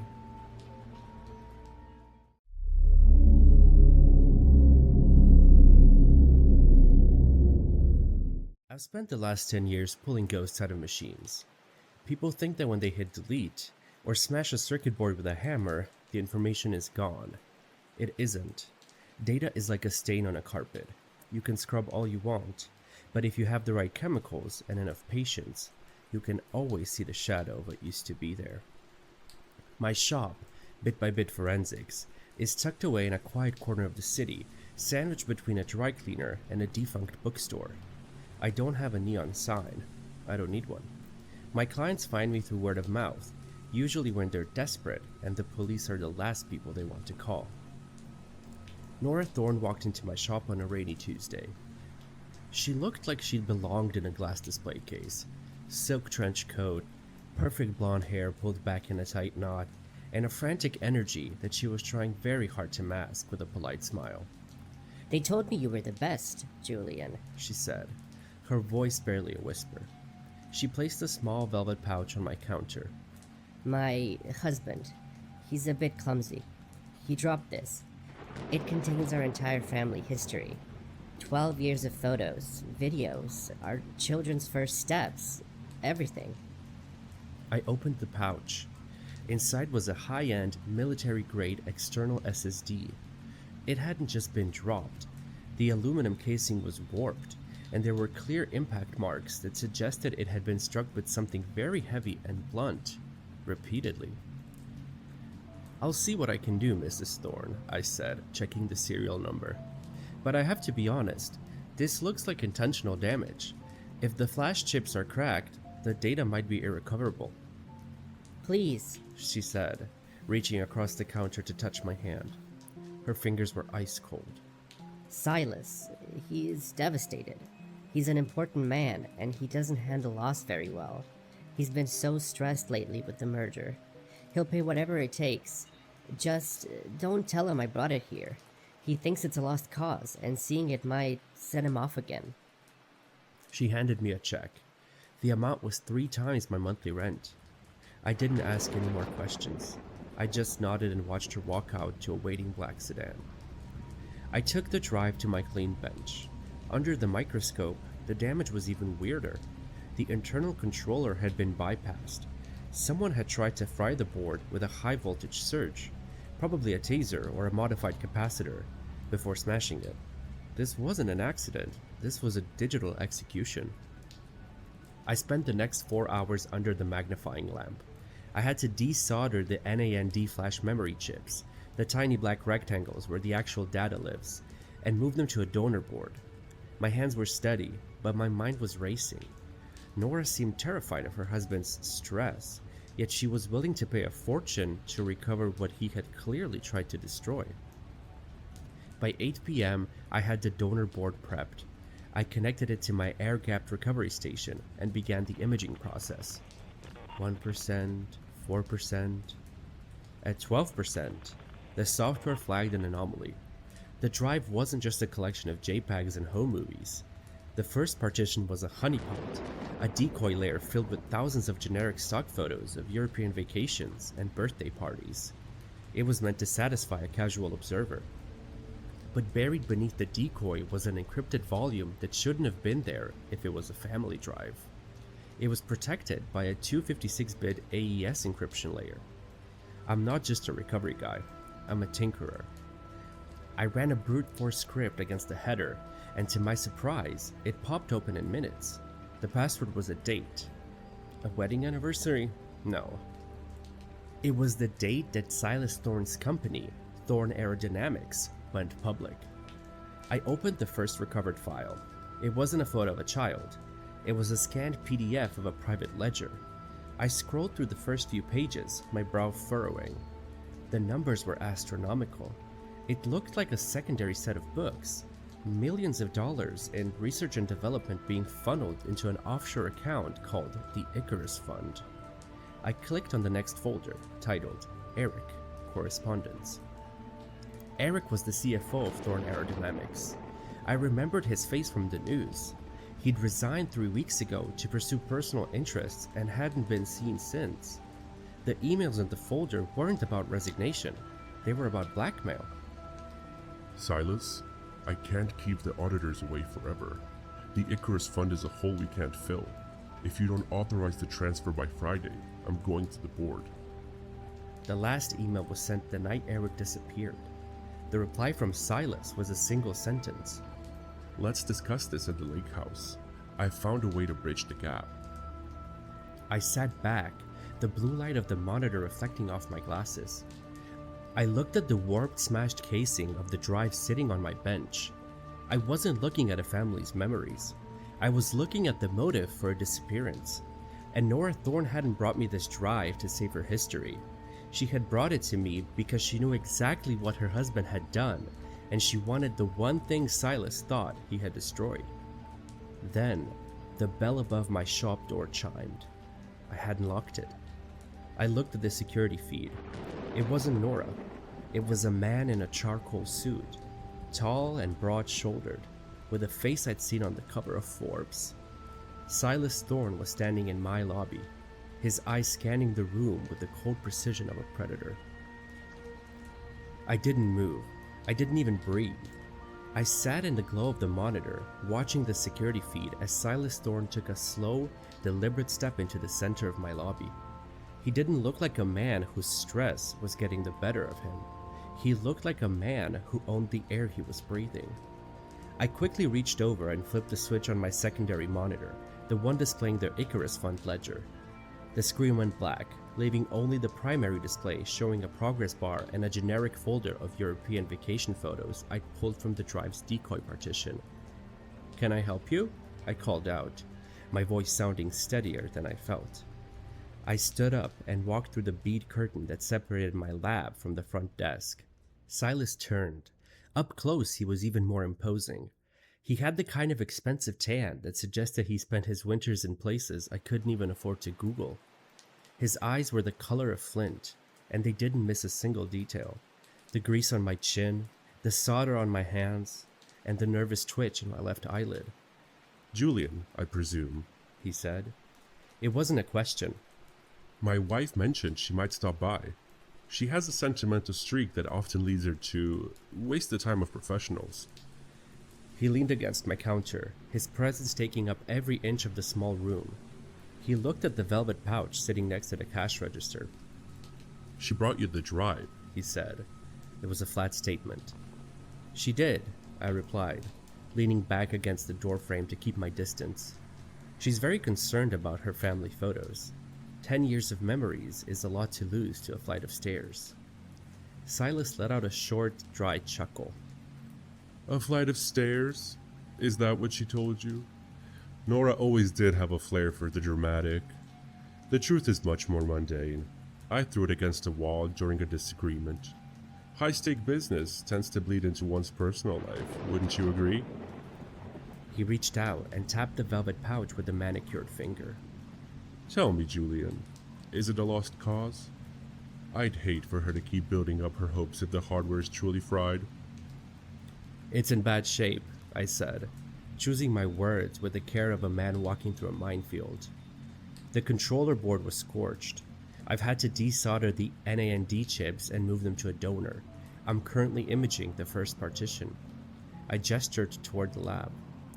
So far, I'm seeing a lot of corrupted JPEGs. Birthdays, some beach photos. It's a slow process. Silas' eyes narrowed. He was looking for a tell, a flicker of hesitation that would let him know I'd seen the Icarus files. I kept my face as blank as a fresh hard drive. Corrupted JPEGs, Silas repeated. well, that's a shame. If that's all that's left, perhaps we should just call it a day. I'm willing to pay for your time, of course. Double whatever Nora promised you. If you'll just hand over the chips and the donor board now. I'll take them to my corporate security team. They're more equipped for this kind of salvage. I'm almost done with the image, I said, feeling the weight of the check Nora had given me in my pocket. I'd hate to give up when I'm this close. And as a professional, I have a policy. The only person who signs the intake form is the one who can authorize the release of the hardware. The air in the room suddenly felt very thin. Silas straightened up, his shoulders squaring. The polished CEO facade didn't slip, but something darker peeked out from behind it. Nora's my wife, Julian. Her signatures and mine are effectively the same. In a courtroom, maybe, I said. In this shop, they aren't. If you want the drive, I need Nora to call me. Silas stared at me for a long beat. The silence was punctuated only by the hum of the server in the back room. I wondered if he could hear my heart hammering against my ribs. Then, he reached into his charcoal coat and pulled out a slim, gold-cased smartphone. She's in the car. He said. He tapped the screen and held the phone toward me. The call connected. Julian? Nora's voice came through the speaker. She sounded small, distant, and, if I wasn't imagining it, terrified. Silas told me he was stopping by. It's okay. You can give him the drive. I was being silly. It's just photos, right? There was a subtext in her voice that screamed, "Don't listen to me." Are you sure, Mrs. Thorne? I asked. I think I might be able to get everything back. Even the files you specifically mentioned were important to you. A sharp intake of breath on the other hand. No. She said quickly. No, Silas is right. Just give it to him, please. Silas took the phone back and ended the call. He looked at me with a smirk that didn't reach his eyes. You heard the lady. Hand it over, Julian. Let's not make this more complicated than it needs to be. I turned and walked back into the lab. Silas followed me, his footsteps heavy on the linoleum. I picked up the donor board, but as I did, my eyes flickered to the secondary monitor I'd turned off. I hadn't just recovered the Icarus files. While we were talking, the recovery software had finished the final sector of the drive. A new folder had popped up on the desktop of my workstation. It was a video file. The thumbnail showed a grainy, low-light image of a basement, the Thorns Lake House, and in the center of the frame, Eric, the CFO, was tied to a chair. Silas was standing right behind me. He couldn't see the monitor from this angle yet, but he was moving closer. Just the board and the chips, Julian. He said softly. I looked at the video file. I looked at the man who was likely a murderer standing 3 feet away. And then I looked at my delete key, but I didn't press it. Instead, I reached for a spare USB drive on my desk and surreptitiously bumped the copy command with my thumb. Here, I said, turning around and handing him the donor board. It's all yours. Silas took the hardware, his fingers brushing mine. They were as cold as Nora's. He didn't say thank you. He just turned and walked out of the shop. I waited until I heard his car pull away before I sat back down. I opened the video file. It wasn't just a video of a kidnapping. It was a video of Nora. She wasn't the victim I thought she was. In the footage, she was standing over Eric, holding a heavy metal lamp. Silas was in the background, but he wasn't the one doing the shouting. Where are the keys, Eric? Nora's voice on the recording was cold, sharp, and utterly devoid of the fragility she'd shown me. Silas might be a coward, but I'm not. Give me the access codes to the Icarus Fund, or you aren't leaving this basement. I realized then that Nora hadn't brought me the drive to frame her husband. She had brought it to me because she had been the one to smash it into rage after Eric died, and she realized too late that she destroyed the only record of the offshore accounts she needed to disappear. I wasn't caught between a victim and a predator. I was caught between two monsters who were currently fighting over the same bone. And then my phone buzzed. A text from Nora. He's gone. Meet me at the dry cleaners next door in 5 minutes. Don't let him see you. The neon sign of the dry cleaners next door flickered, casting a rhythmic, sickly purple glow over the sidewalk. I stood in the shadows of the alleyway, the cold rain soaking through my shirt. In my pocket, the USB drive felt like a live wire, pulsing with the footage of Nora Thorne, the fragile wife, beating a man for bank codes. The back door of the cleaners creaked open. Nora stepped out, her silk trench coat dark with rain. She didn't look like a porcelain doll anymore. Her hair was coming loose from its knot, and her eyes were wide, scanning the street with a frantic, jagged energy. Did you give it to him? She hissed, grabbing my arm. Her grip was surprisingly strong. I gave him the hardware, I said, keeping my voice low. Just like you told me to on the phone. Good, good. She let out a shaky breath, her eyes darting to my shop. He's going to take it to his tech team at the office. They'll see the decoy partition and the corruption, and he'll think the data is gone for good. He'll think it's safe. Is that why you brought it to me, Nora? Because you knew I'd find the other layer? The one Silas didn't know about? She froze. The facade of the desperate wife didn't just slip. It evaporated. She let go of my arm and smoothed out her coat, her expression settling into something cold and predatory. Silas is a blunt instrument, She said, her voice now steady and sharp. He thought smashing the drive was enough to protect him. He doesn't realize that in our world, the only thing more valuable than money is the proof of how you got it. I need those Icarus codes, Julian. Eric died before he gave them up, but he kept a digital backup on that drive. I know he did. I saw the video, Nora, I said. The silence that followed was heavy. A car drove by on the main street, its headlights momentarily illuminating the dark alley. Nora didn't flinch. Then you know Silas is a liability, She said calmly. He panicked. He wanted to give Eric a payout and let him go. But I knew Eric would talk at the moment he hit the pavement. I did what was necessary to protect our interests. Now, Give me the codes, and you can walk away with enough money to close that pathetic little shop and never look at a broken screen again. And if I don't? Nora stepped closer. The scent of her expensive perfume was suffocating in the small space. Julian, you're a smart man. You've seen how we handle people who become obstacles. My husband thinks the drive is dead. If you give me the backup now, Silas never has to know you exist. But if you try to play hero, well, Silas has a very short temper and a very long reach. I looked at her, then at the black sedan idling at the end of the block. I realized Silas wasn't just in the car. He was waiting for her to finish the transaction. They weren't just two monsters fighting over a bone. They were a team, and I was the loose end. I don't have the codes on me, I lied. The encryption was deeper than I thought.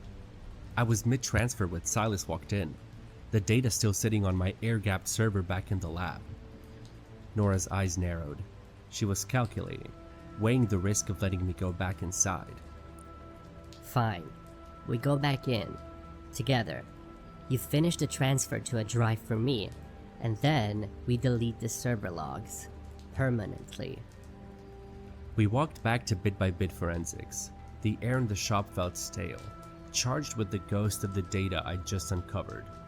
I sat down at my workstation, Nora standing directly behind me, her hand resting on the back of my chair. It felt like a threat.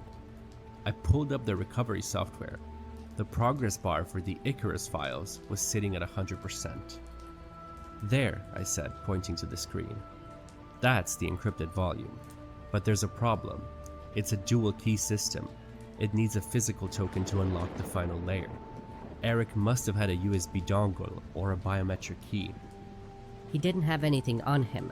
Nora snapped. Search the subdirectories. There has to be a bypass. I began to type, my fingers flying across the keys. I wasn't looking for a bypass. I was looking for the security feed. Silas was no longer in the car. On the small monitor in the corner of my eye, I saw him walking toward the front door of the shop. He wasn't hiding anymore. He was holding a heavy, black object in his hand. It looked like a tactical taser, probably the same kind he used to fry the drive. Nora, I whispered, your husband is coming in, and I don't think he's here to help you with the codes. Nora spun around, her face pale. What? No. He's supposed to stay in the car. We had an agreement. I don't think Silas likes agreements where he isn't the one holding the keys, I said. The front door chimed. Silas stepped into the lobby, his charcoal coat dripping water onto the floor. He looked from Nora to me, then at the monitor displaying the Icarus folders. You always were too greedy, Nora, Silas said, his voice a low, rumbling thunder. I told you to let the drive stay dead. I told you we could survive the audit if we just played the victim. But you couldn't leave it alone. You just had to go looking for the ghosts. Silas, put that away, Nora said, her voice trembling. Julian is almost through. We can have the money. We can leave tonight. I don't want the money anymore, Nora, Silas said, stepping through the bead curtain. I want the silence. And between the two of you, there's far too much noise in this room. I looked at the delete key on my keyboard. Then, I looked at the broadcast icon on my secondary terminal. The one linked to the cloud backup I'd set up for my high-profile police consultations. One key would save my life in the short term. The other would end theirs forever. Wait, I said, my voice cutting through the tension. Silas, you don't have to do this. I've already sent the video to a remote server. If my heart rate monitor, linked to my watch, goes flat, or the shop power is cut, the footage of the lake house goes live to DA's office. It was the oldest bluff in the book, but in a room full of people who lived by the code of data is forever, it was the only one that truly mattered.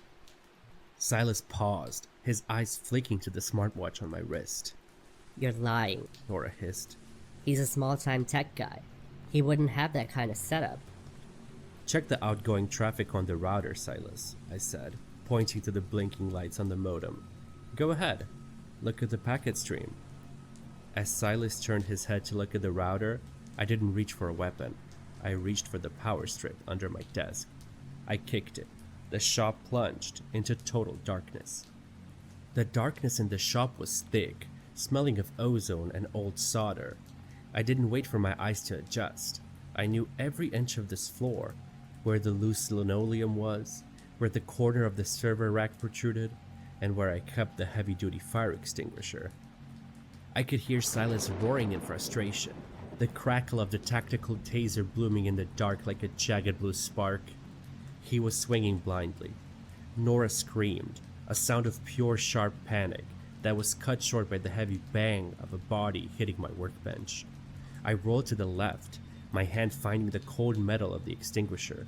I didn't discharge it. I used the weight of it, swinging low at where I'd last seen Silas's silhouette. The metal connected with something solid, a knee, and Silas went down with a grunt of pain. Julian, He hissed, his voice ragged. you think you're clever? You're a dead man either way. If that video goes out, you're an accomplice. You took the money. You withheld evidence. I didn't take the money, Silas, I whispered, moving toward the back exit. I just took the data. I reached the breaker box near the rear door and flipped the toggle for the emergency lights. The shop was suddenly bathed in a dim, pulsing red glow. Silas was on the floor, clutching his leg, the taser lying a few feet away. Nora was slumped against the bench, her face pale, a trickle of blood running from her temple where she'd struck the edge of the monitor. She was conscious, but dazed. I stood by the door, the USB drive clutched in my hand. The bluff was half true, I said, looking at Silas. I didn't have a heart rate trigger, but the broadcast? That's real. I didn't send it to the DA. I sent it to your board of directors, all 50 of them, along with the offshore ledger. Silas's face didn't just go pale. It seemed to age 10 years in a second. He knew the math. The DA could be fought by expensive lawyers and years of appeals, but the board, they would freeze his assets within an hour to save their own skins. He was no longer a titan. He was an infection they were already cutting out. You've destroyed everything. Nora rasped, her eyes finally focusing on me. You've killed us. No, I said, opening the back door to the cold, cleansing rain. I just recovered what was lost. That's what you hired me for, isn't it? I didn't wait for the police. I knew Silas had his own cleaners, and I didn't want to be there when they realized there was nothing left to clean. I vanished into the alleyway, the red pulse of my shop fading behind me. 6 months later. I didn't go back to bit-by-bit forensics. The shop was a crime scene for a month, then a ghost story. Silas and Nora Thorne were all over the news for a while, the power couple of crime, until the trial moved back to the pages and the assets were liquidated. I moved to a different city. I don't have a shop anymore. I work out of a high-security loft, and my clients are much more vetted. I was sitting on my balcony, watching the sunset over the skyline, when my laptop chimed. It was an encrypted message through a secure portal I only used for one person. The Icarus Fund had a secondary failsafe. The message read. No name, but I knew the syntax. It was Nora. She had somehow avoided the heaviest charges, or maybe she traded Silas for a plea deal. There's still 12 million sitting in a dormant account in the Caymans. I need a specialist to bypass the biometric lock. Half is yours. Attached to the message was a file, a high-resolution scan of a thumbprint. Her thumbprint. I looked at the file. I could do it. I could reconstruct the print, build the bypass, and be a multimillionaire by morning. I thought about the smell of that rainy alleyway. I thought about the look on Eric's face in that basement video. Then, I highlighted the message and the file. I didn't hit delete. I hit forward. I sent it to the lead investigator on the Thorne case with a single note. Found another ghost for you. I closed my laptop and took a sip of my coffee. In my business, people are always trying to recover the past. But me? I've learned that the most important data you can have is a clean slate.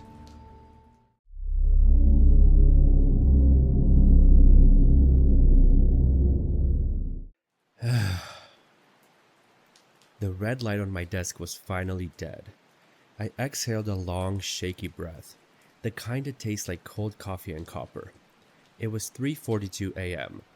I'd been live for the past 9 hours, grinding through a charity speedrun that had left my brain feeling like a frayed circuit board.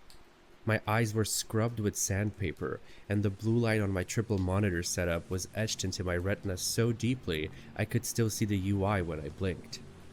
"Alright, chat," I muttered, my voice raspy and thin. "That's it for me. We hit the goal, we saved the day, and now I'm going to save myself by sleeping for a decade. Thanks for the subs, guys. Good night." I moved the cursor, a shaky, imprecise white arrow, to the end stream button and clicked. The live indicator in the corner of my dashboard turned from red to gray. The bitrate counter plummeted. I watched the numbers fall like sand in an hourglass until they hit 0. The silence of my apartment rushed in like a flood. It was that heavy, unnatural quiet that only exists in the middle of a high-rise when the rest of the world is a ghost. I pulled off my headset, the foam damp with sweat, and tossed it onto the desk. I just wanted to crawl into bed. I reached for the power strip under my desk to kill the ring light, but a flicker on my third monitor caught my eye. The chat window was still scrolling. That wasn't right. When you kill a stream, the chat usually freezes after a few seconds as the server disconnects, but the text was moving in a frantic, rhythmic speed. I leaned back in my chair, the springs groaning in the dark. I squinted at the screen, my vision blurring. There was only one name appearing in the window. One user. Why did you stop, Sam? The show wasn't over. I didn't say you could leave. I felt a prickle of ice track down my spine. My name is Sam, but I don't use it on stream. I'm Neon Crow. I've been obsessive about my privacy since I started. No face cam reveals, no mail on the desk, no diploma on the wall. I've even got a VPN that bounces my IP through 3 different countries. "Great," I whispered, reaching for my mouse. A script kiddie found a back door in the overlay. I tried to close the browser tab, but the cursor wouldn't move.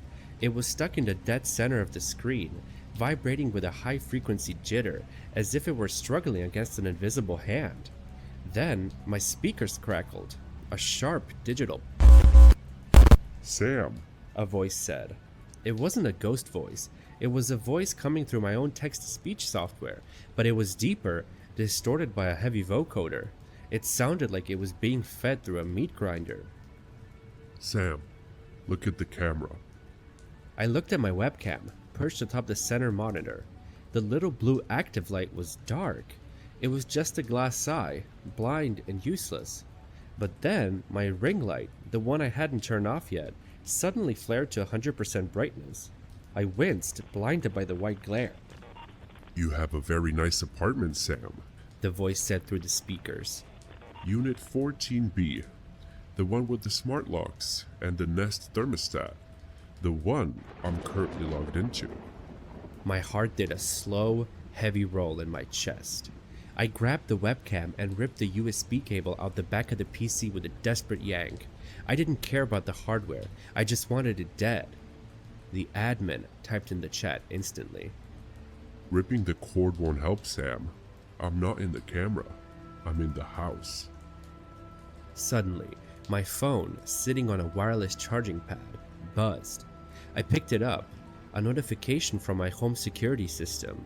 Front door unlocked. I heard the physical click of the deadbolt from the hallway. It was the loudest sound I'd ever heard.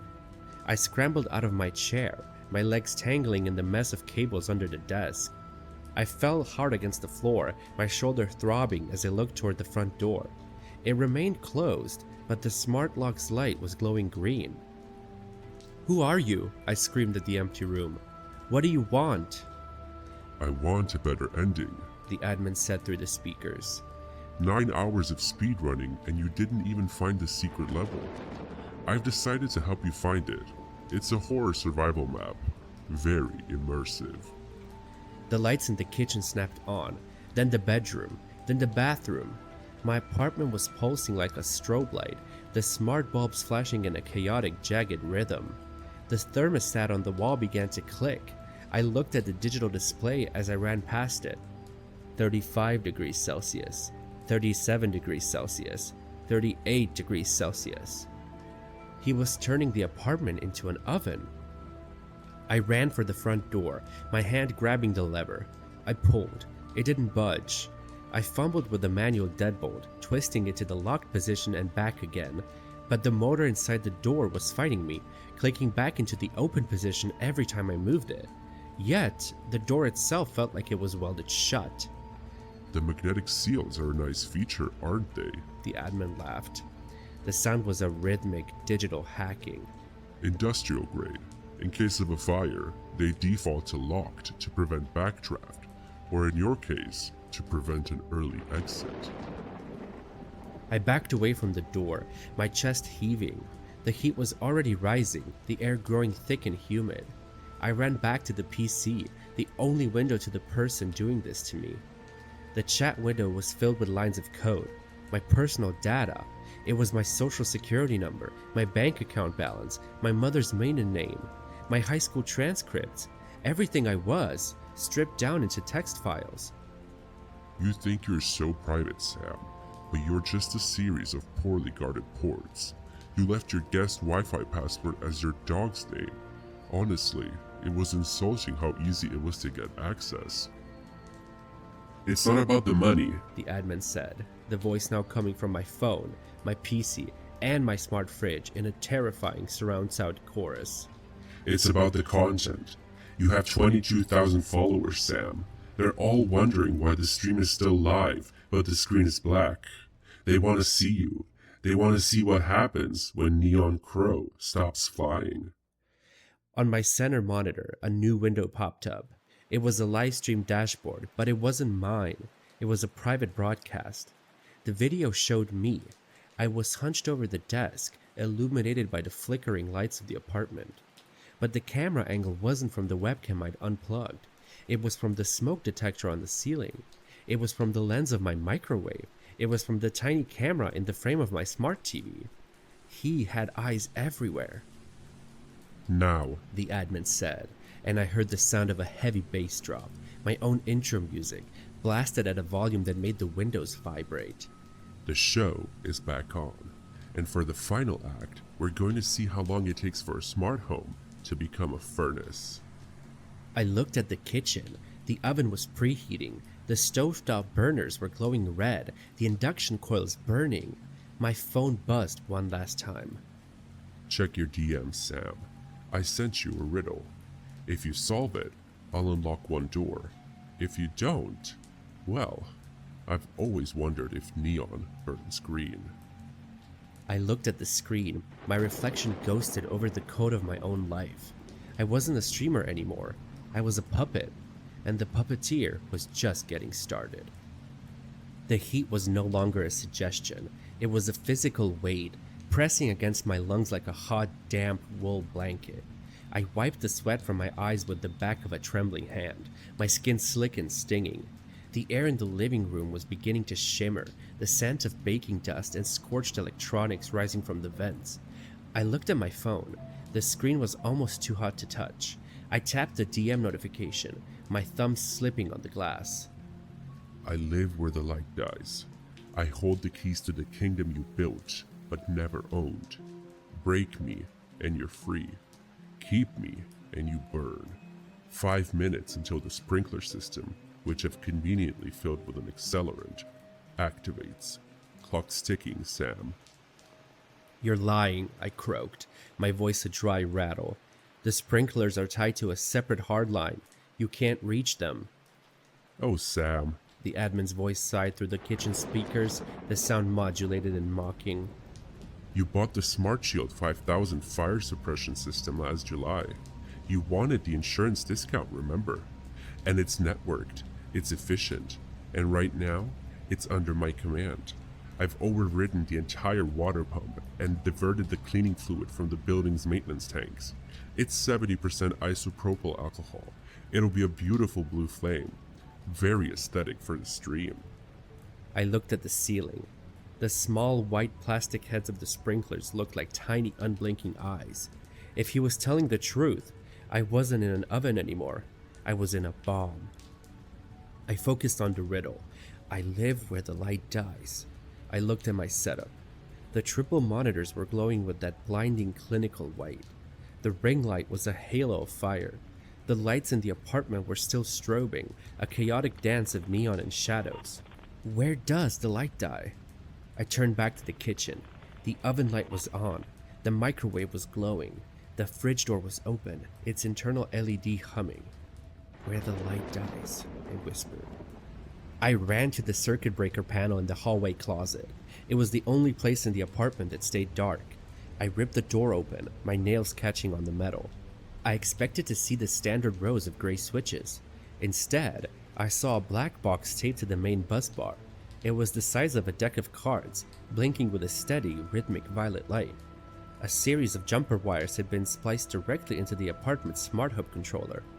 "Found you," I hissed. Clever boy. The admin chirped. The speakers in the hallway let out a burst of canned applause. But don't be hasty. That box is currently acting as a digital pacemaker for your entire life. If you rip it out improperly, I have set it to trigger a surge that will fry every device you own. Your PC, your cold storage wallets, your backups. You'll be a digital ghost, Sam. No identity, no money, no history. Just a man in a hot room. I hesitated, my hand hovering over the violet light. The heat was becoming unbearable.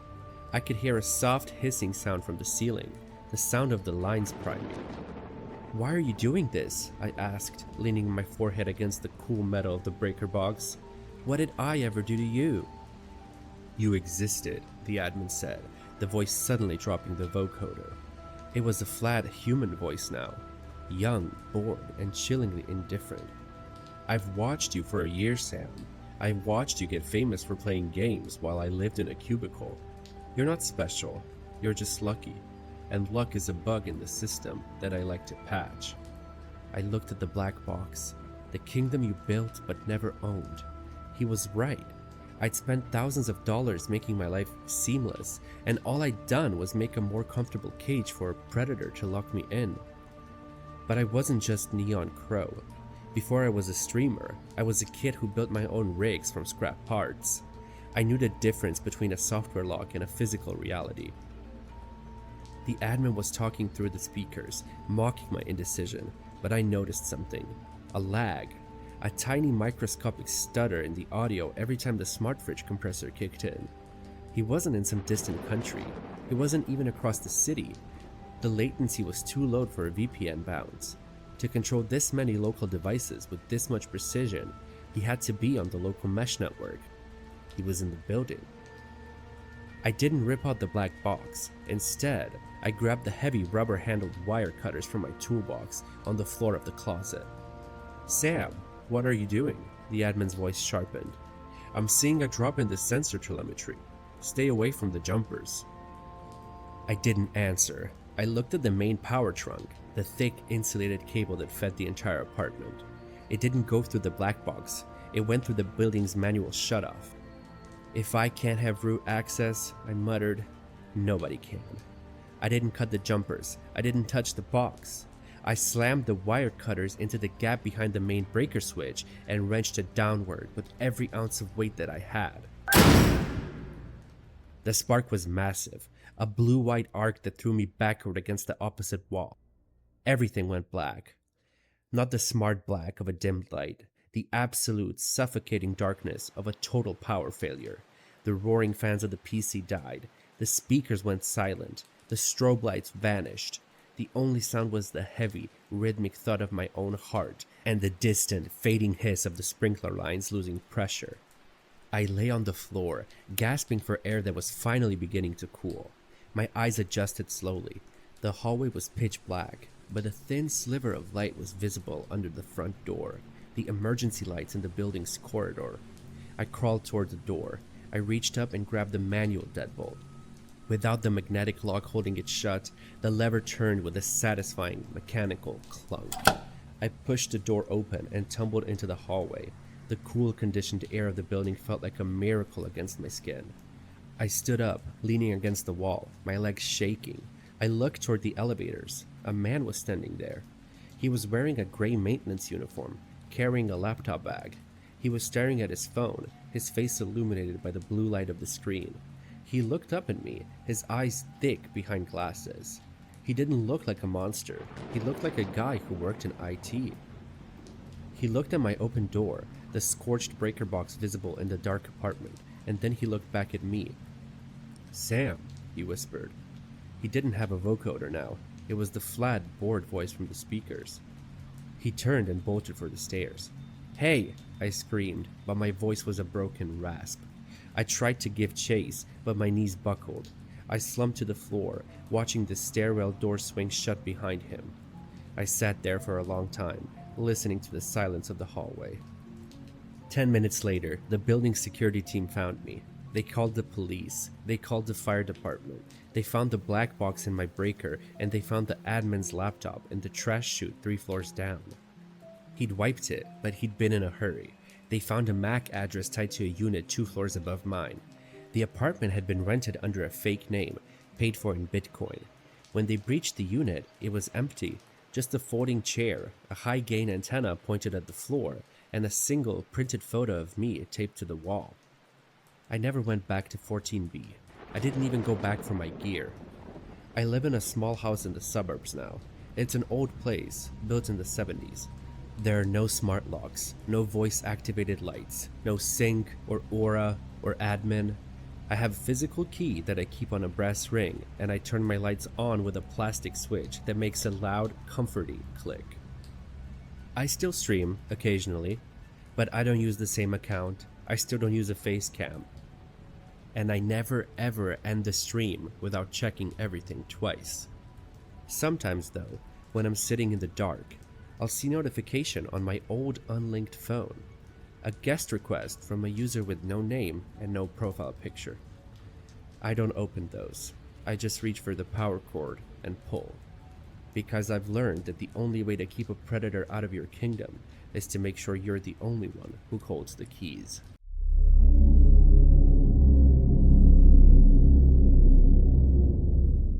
Elias didn't mind the isolation. In fact, he got paid for it. As a high-end freelance film editor, he spent his life in a soundproofed basement suite, bathed in the calibrated glow of 3 4K monitors. His world was measured in frames, bit rates, and metadata. He was a fixer, someone who took raw, messy footage and turned it into a seamless narrative. The job hit his secure server at 1:15 a.m. No name, just an encrypted file transfer from a recurring client known only as Darkman. Project, The Guest. 8K RAW. No proxies. Do not color grade. I need a rough assembly of all the clips in chronological order. Pay is $5,000 for the first hour. Final file must be rendered and re-uploaded by 4 a.m. $5,000 for 3 hours of work? Elias didn't ask any questions. In his line of work, $5,000 usually meant the footage was sensitive. Corporate espionage, a messy divorce, or worse. He dragged the 4 terabyte folder into his timeline. His workstation, a beast of a machine with liquid cooling that hummed like a sleeping predator, groaned as it indexed the files. He hit spacebar to play. The footage was eerily stable, shot on what looked like a professional cinema camera with a high-end gimbal. It was a point-of-view shot.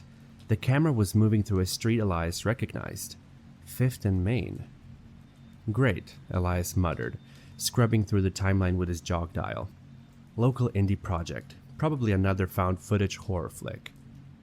He looked at the metadata panel. Every clip had a timestamp and a GPS coordinate embedded in the header.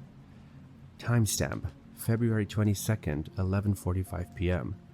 Location, 400 meters from current position. Elias checked his system clock. It was 1:30 a.m. The footage had been shot less than 2 hours ago. He continued to scrub. The character in the video was walking with a rhythmic, predatory grace.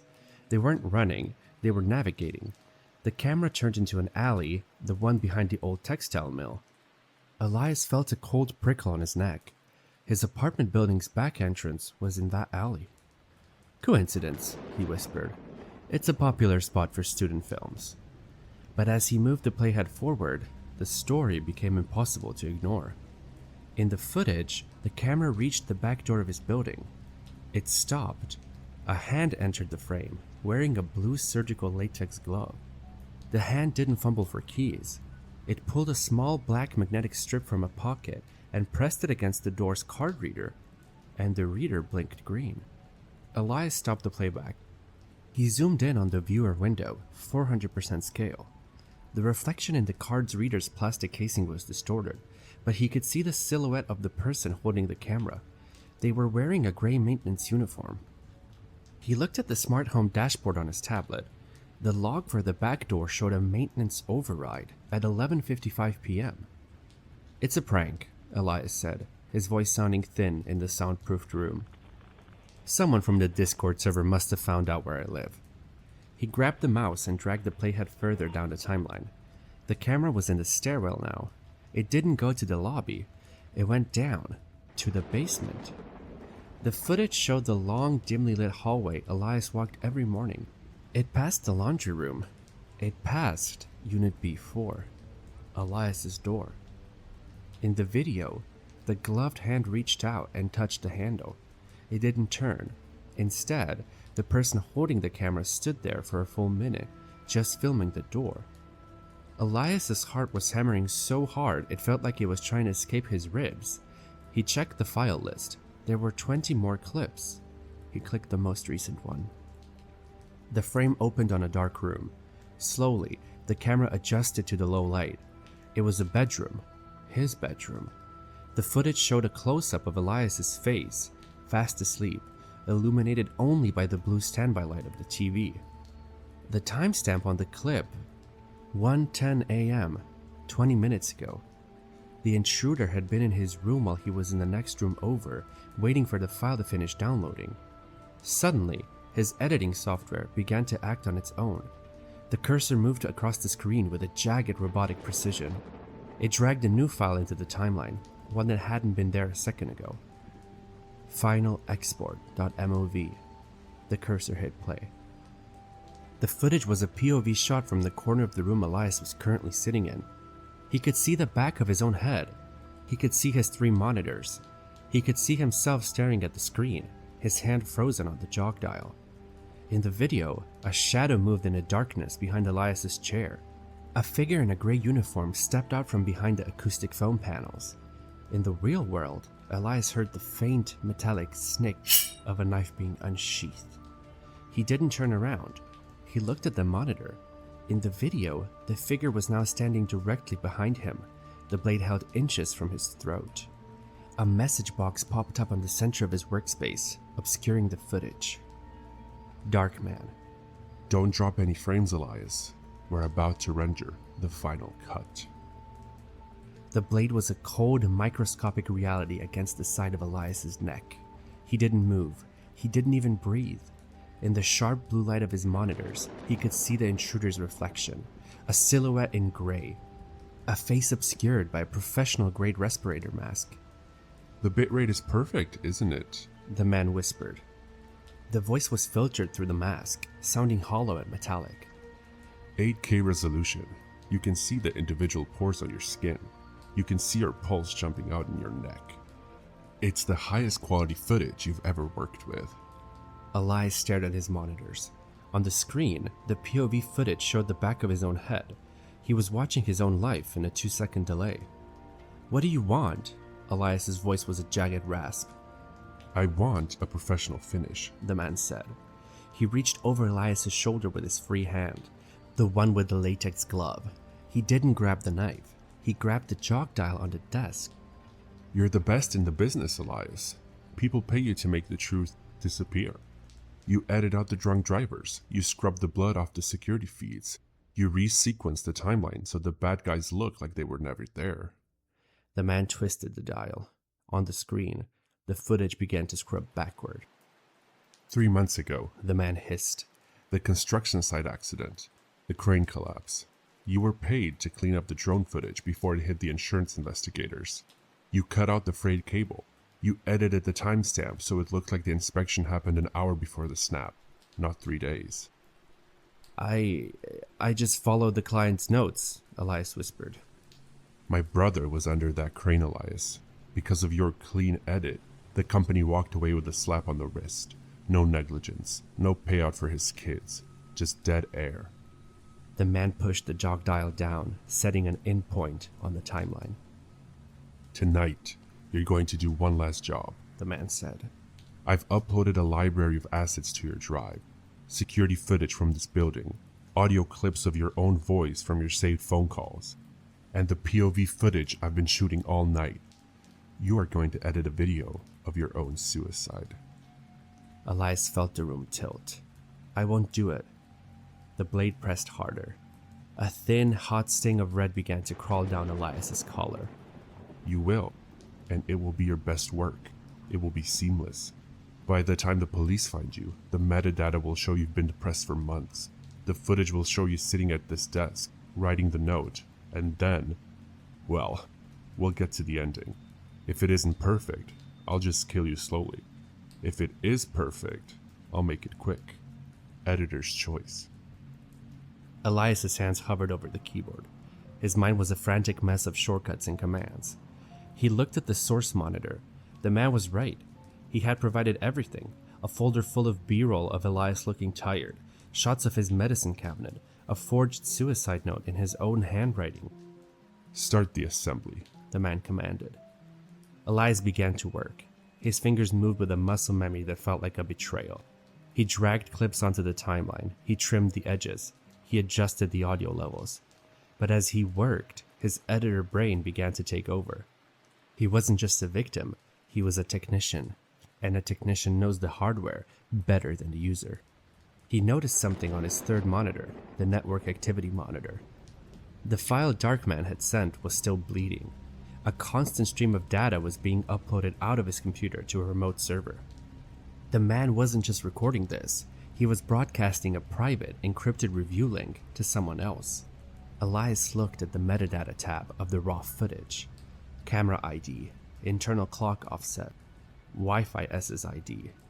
Elias's heart skipped a beat. The Wi-Fi SSID was labeled Unit C1. That wasn't a random hacker. That was the apartment directly above the laundry room. It was the unit with the construction maintenance sign on the door. The man behind him was a neighbor. Elias shifted his hand to the macro keypad. He had programmed dozens of custom shortcuts for high-speed editing.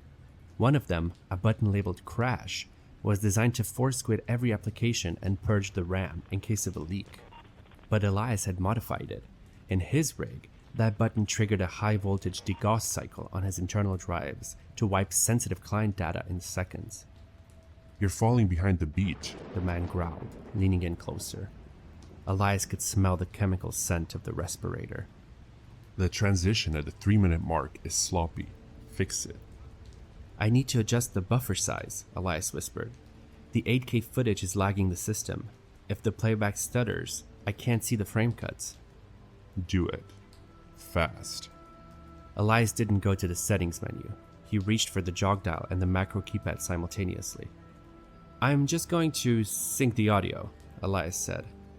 But instead of hitting sync, he slammed his thumb onto the crash macro while twisting the jog dial to the maximum reverse position.